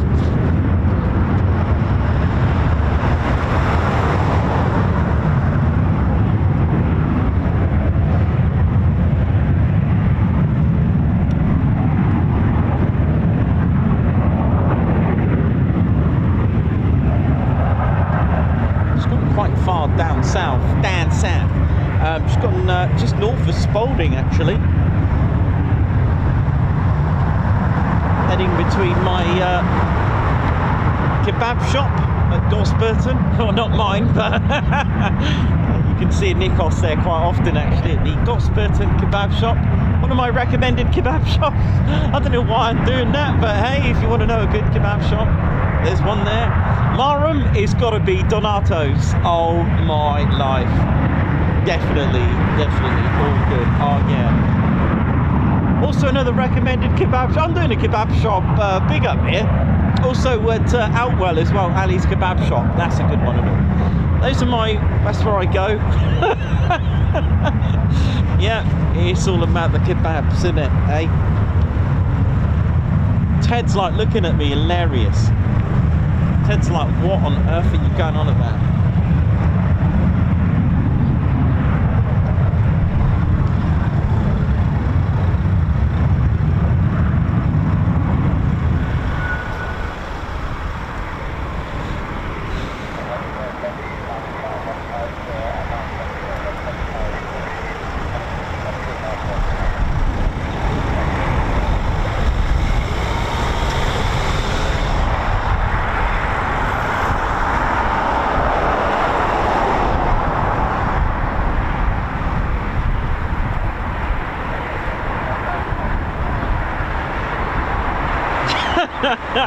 DR Daniel Roberts, man, thank you very much. Denzel Hughes, how you doing? Man, I am absolutely, I'll tell you what, I feel I should have been wrapped like a kebab right now. I should have been a bit more wrapped. I'm wrapped, but my goodness me, it's been really challenging today. I felt like I did a better job on the second run of Tom's display, with the sun not blinding me in my face, and the wind just calm, a little bit calmer than this morning. But man, everyone does look frozen out here, and it is. You want to be up here, it's even worse, man.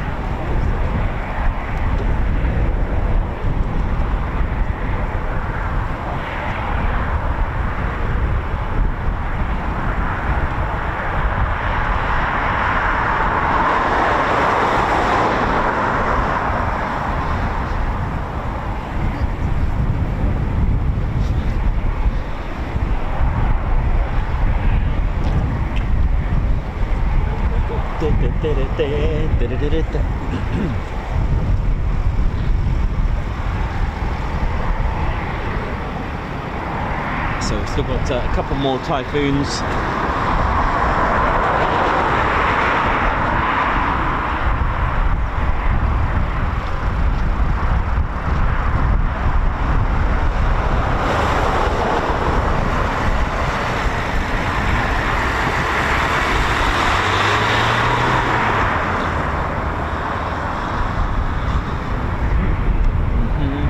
So we've got a couple more takeoffs to go. Just tracking the Dakota. It's not looking like it's coming back that soon, but just having a quick check. Last time over my kebab shop.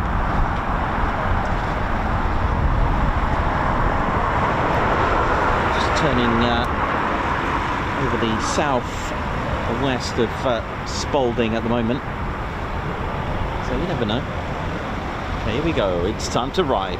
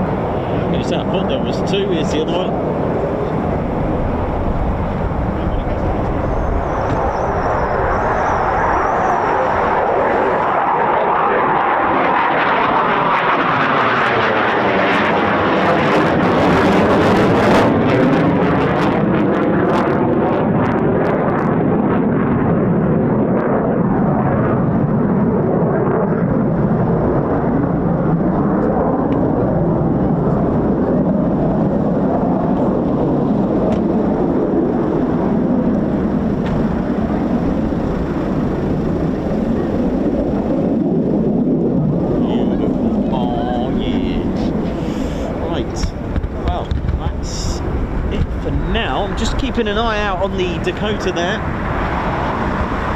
where she's gone.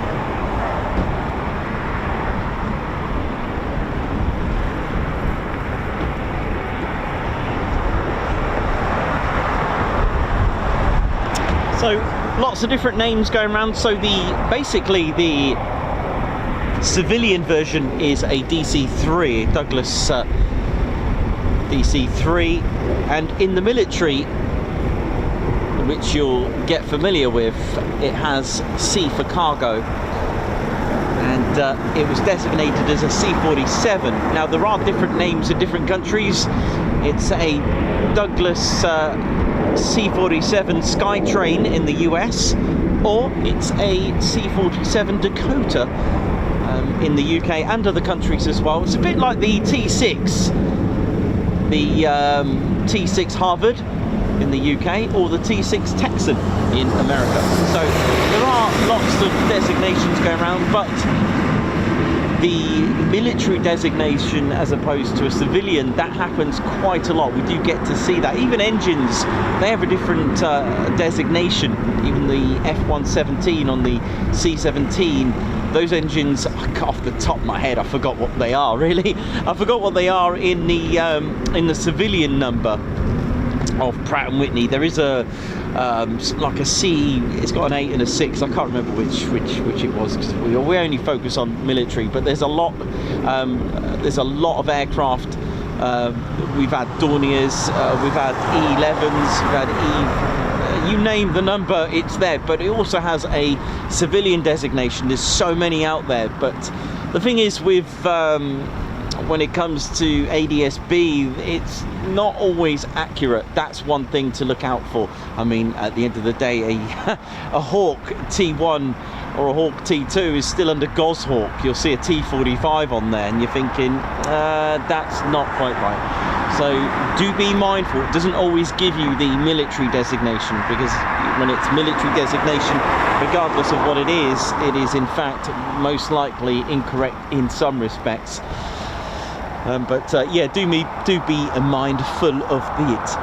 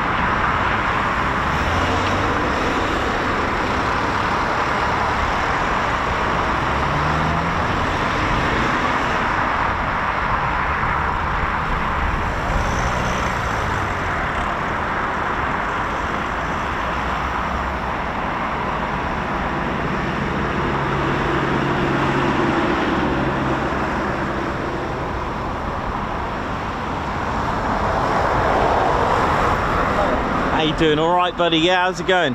Good, thanks. Did you have a good time? Yeah, I mean, PTO and practice QRA. And Yeah, it's stuff. good, That wasn't was it? Brilliant. Really good, really good. Would I be able to get a picture and news side a couple of things? Yeah, give me two seconds. I'm coming down now. Yeah, I'm gonna go and grab. I'm gonna be check where the Dakota is, and I'll come down because I need a cup of tea anyway. Give me 2 ticks. Yeah, no worries.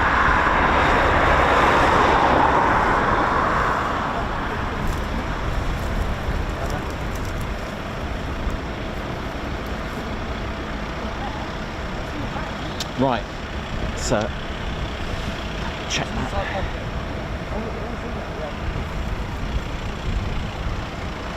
Yep, here we go. Oh, how you doing? All right, Chris? Yeah. Easy. What would you like? Did you say you want me to sign something for you? Yeah. Sure. This. Yeah, sure, absolutely. Yeah, no worries.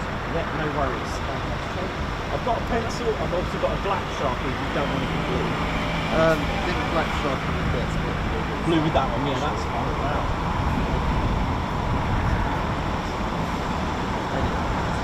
Best.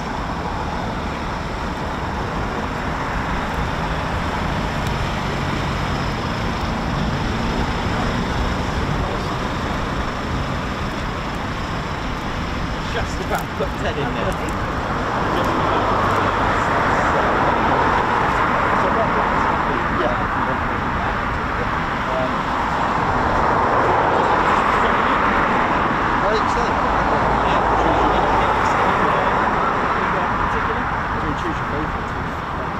Give me a second, we're going to get my shot. That's a cool print. I've got this one. It's nice, isn't it? I took it to RAF. Did you? I spent good. it for a week. Yeah. Right.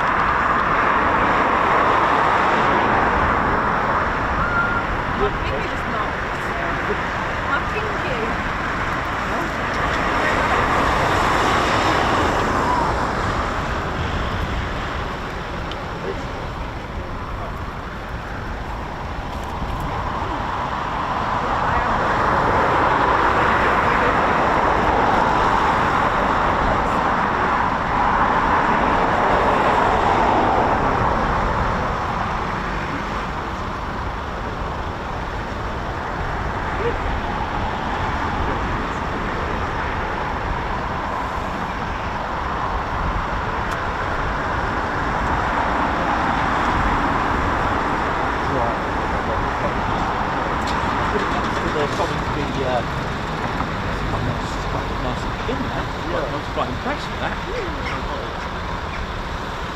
Been a good one, isn't it? Yeah. Yes, of course, absolutely, yeah. No problem at all. Hiya, buddy, all right? Did you go to yeah, that's the way. Did you go to the BBMF? Yeah, I did. Oh, good.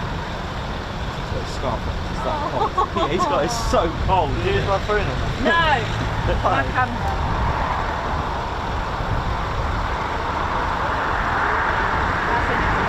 Any phone? Do you want to take a photo of your phone? Well, not these days, is it? Yeah, no, you need it on the phone. Definitely, I agree. Sorry.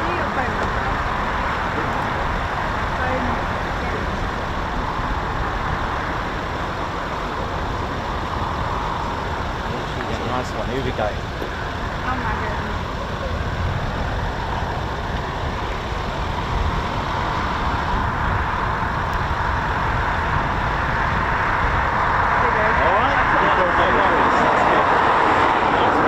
No problem. Yeah. How you doing, man? You're right, Reggie. You nice one, man. Sorry if my hands are freezing. It's that cold. Yeah, they weren't that bad actually. I was like, yes, yeah. I've got these. Take them off every time. Yeah, that's cool. I've got these, so they're nice. It's just I do have gloves. So good. Yeah, thank you. Thanks a lot. Yeah, he's all good. Yeah, he's all good. Yeah, you had a good day? Yeah, we didn't have much day, man. Oh, have you? Yeah. All right. It's a little shit this way. Yeah. We gave us an air brake, mate. We didn't hire the flask of coffee.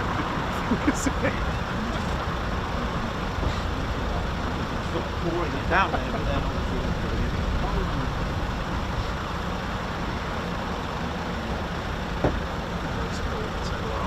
yeah, no, nice one. Thanks for coming over. Yeah, it's fortunate.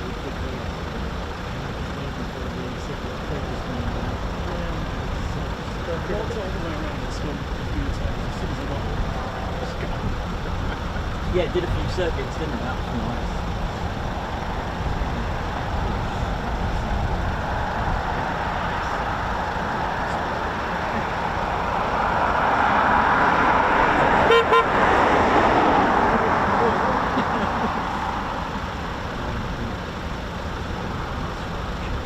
Oh, nice. Yeah, that's cool. That's good. He did it here as well.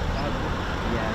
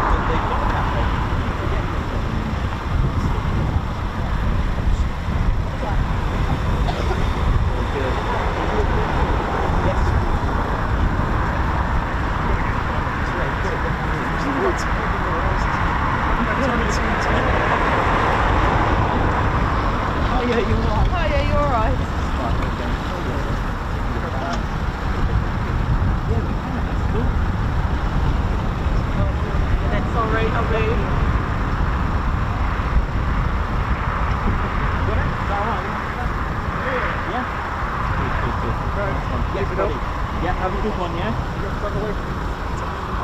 Probably fly. Good luck. Thank you. Have a good one. See you later, man.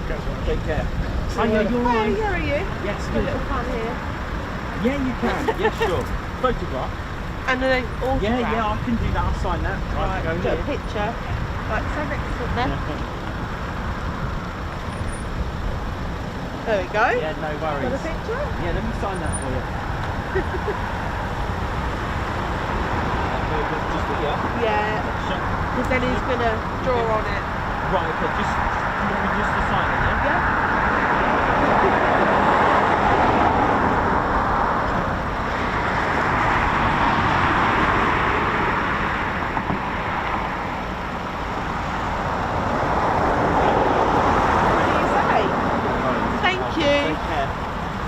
Yeah. How you doing, buddy? All right?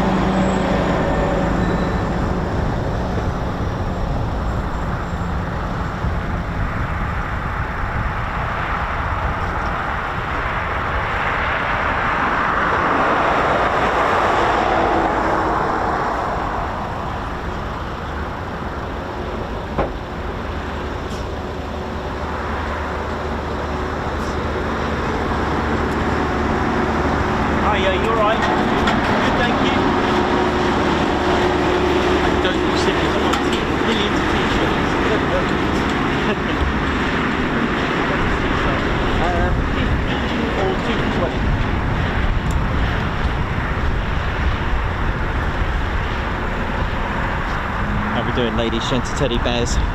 Hope we're all good.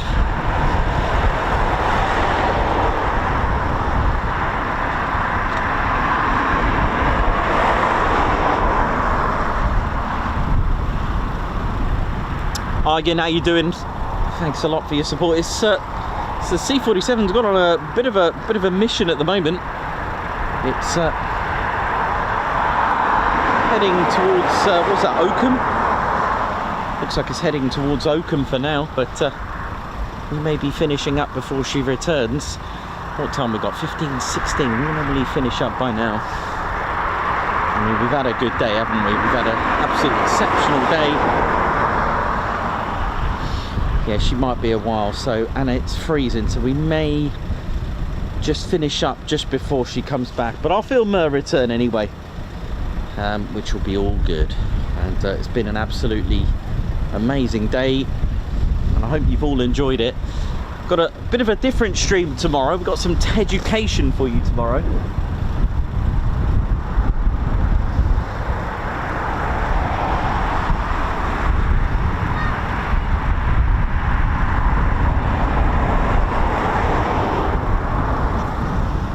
Our squadron leader Ted Coningsby. How you doing, Ted? You all right? And we're just about to do the final sets of guards marches, unless any more come. We got Stephanie Oi Oi. I love that, Stephanie Oi Oi. With 21 months membership of Guards March to you. What a treat. Oi Oi everyone. Alan Q, thanks a lot as well for the super Guards March. The Batter Purple, high five and a Guards March to you. Thanks a lot for gifting a Ted Coningsby membership. Robert Pimlock with 27 months membership. Oi Oi Hilaire. Rob Kennard, high five and a paw pump. Thank you so much for gifting 5 Ted Coningsby memberships. Also Rob Kennard with a super as well. Thank you so much. A Guards March to you as well. That pretty much, unless she is turning back anytime soon. Let's have a look. Yeah, she is going places today, isn't she? She's going on for a bit of a jolly there. So yeah, Ted and I are going to finish up, and if you do catch us, Ted and I will be going around with a special, yes, a special when we're going around. If you do catch us, Ted and I will be having some limited t-shirts. They are 15 for the 1 or 2 for 20. If you see us, grab us if you want one. Limited stocks apply. And of course, you can always treat yourself in the comfort of your own home. Visit tedconingsby.co.uk, visit our shop as well. If you want to know where we are, don't forget you can click the live tab on our YouTube channel, and that'll give you any upcoming schedules for live for bigger events such as air shows and things like that. Don't forget to check out the No Teds. They're still there. They're for larger events now, so we've done it that way to make us a little bit more flexible, Teddy. Right, so RAF Coningsby, salute to you, the RAF Typhoon display team and the BBMF. Everyone, actually, the whole of RAF Coningsby, thank you so much. Our fans and members, thank you so much as well. Salute to all of you, and I hope you enjoyed today. So, Ted, I think that's us done. My name's Nikos. I've been your cameraman, historian, and commentator. This is our squadron leader, Ted Coningsby, with the reserve cap. Beret, sorry. So you've been watching the Ted Coningsby channel live here at RAF Coningsby. So for the last time for today, it is see you soon, wish you well, see ya.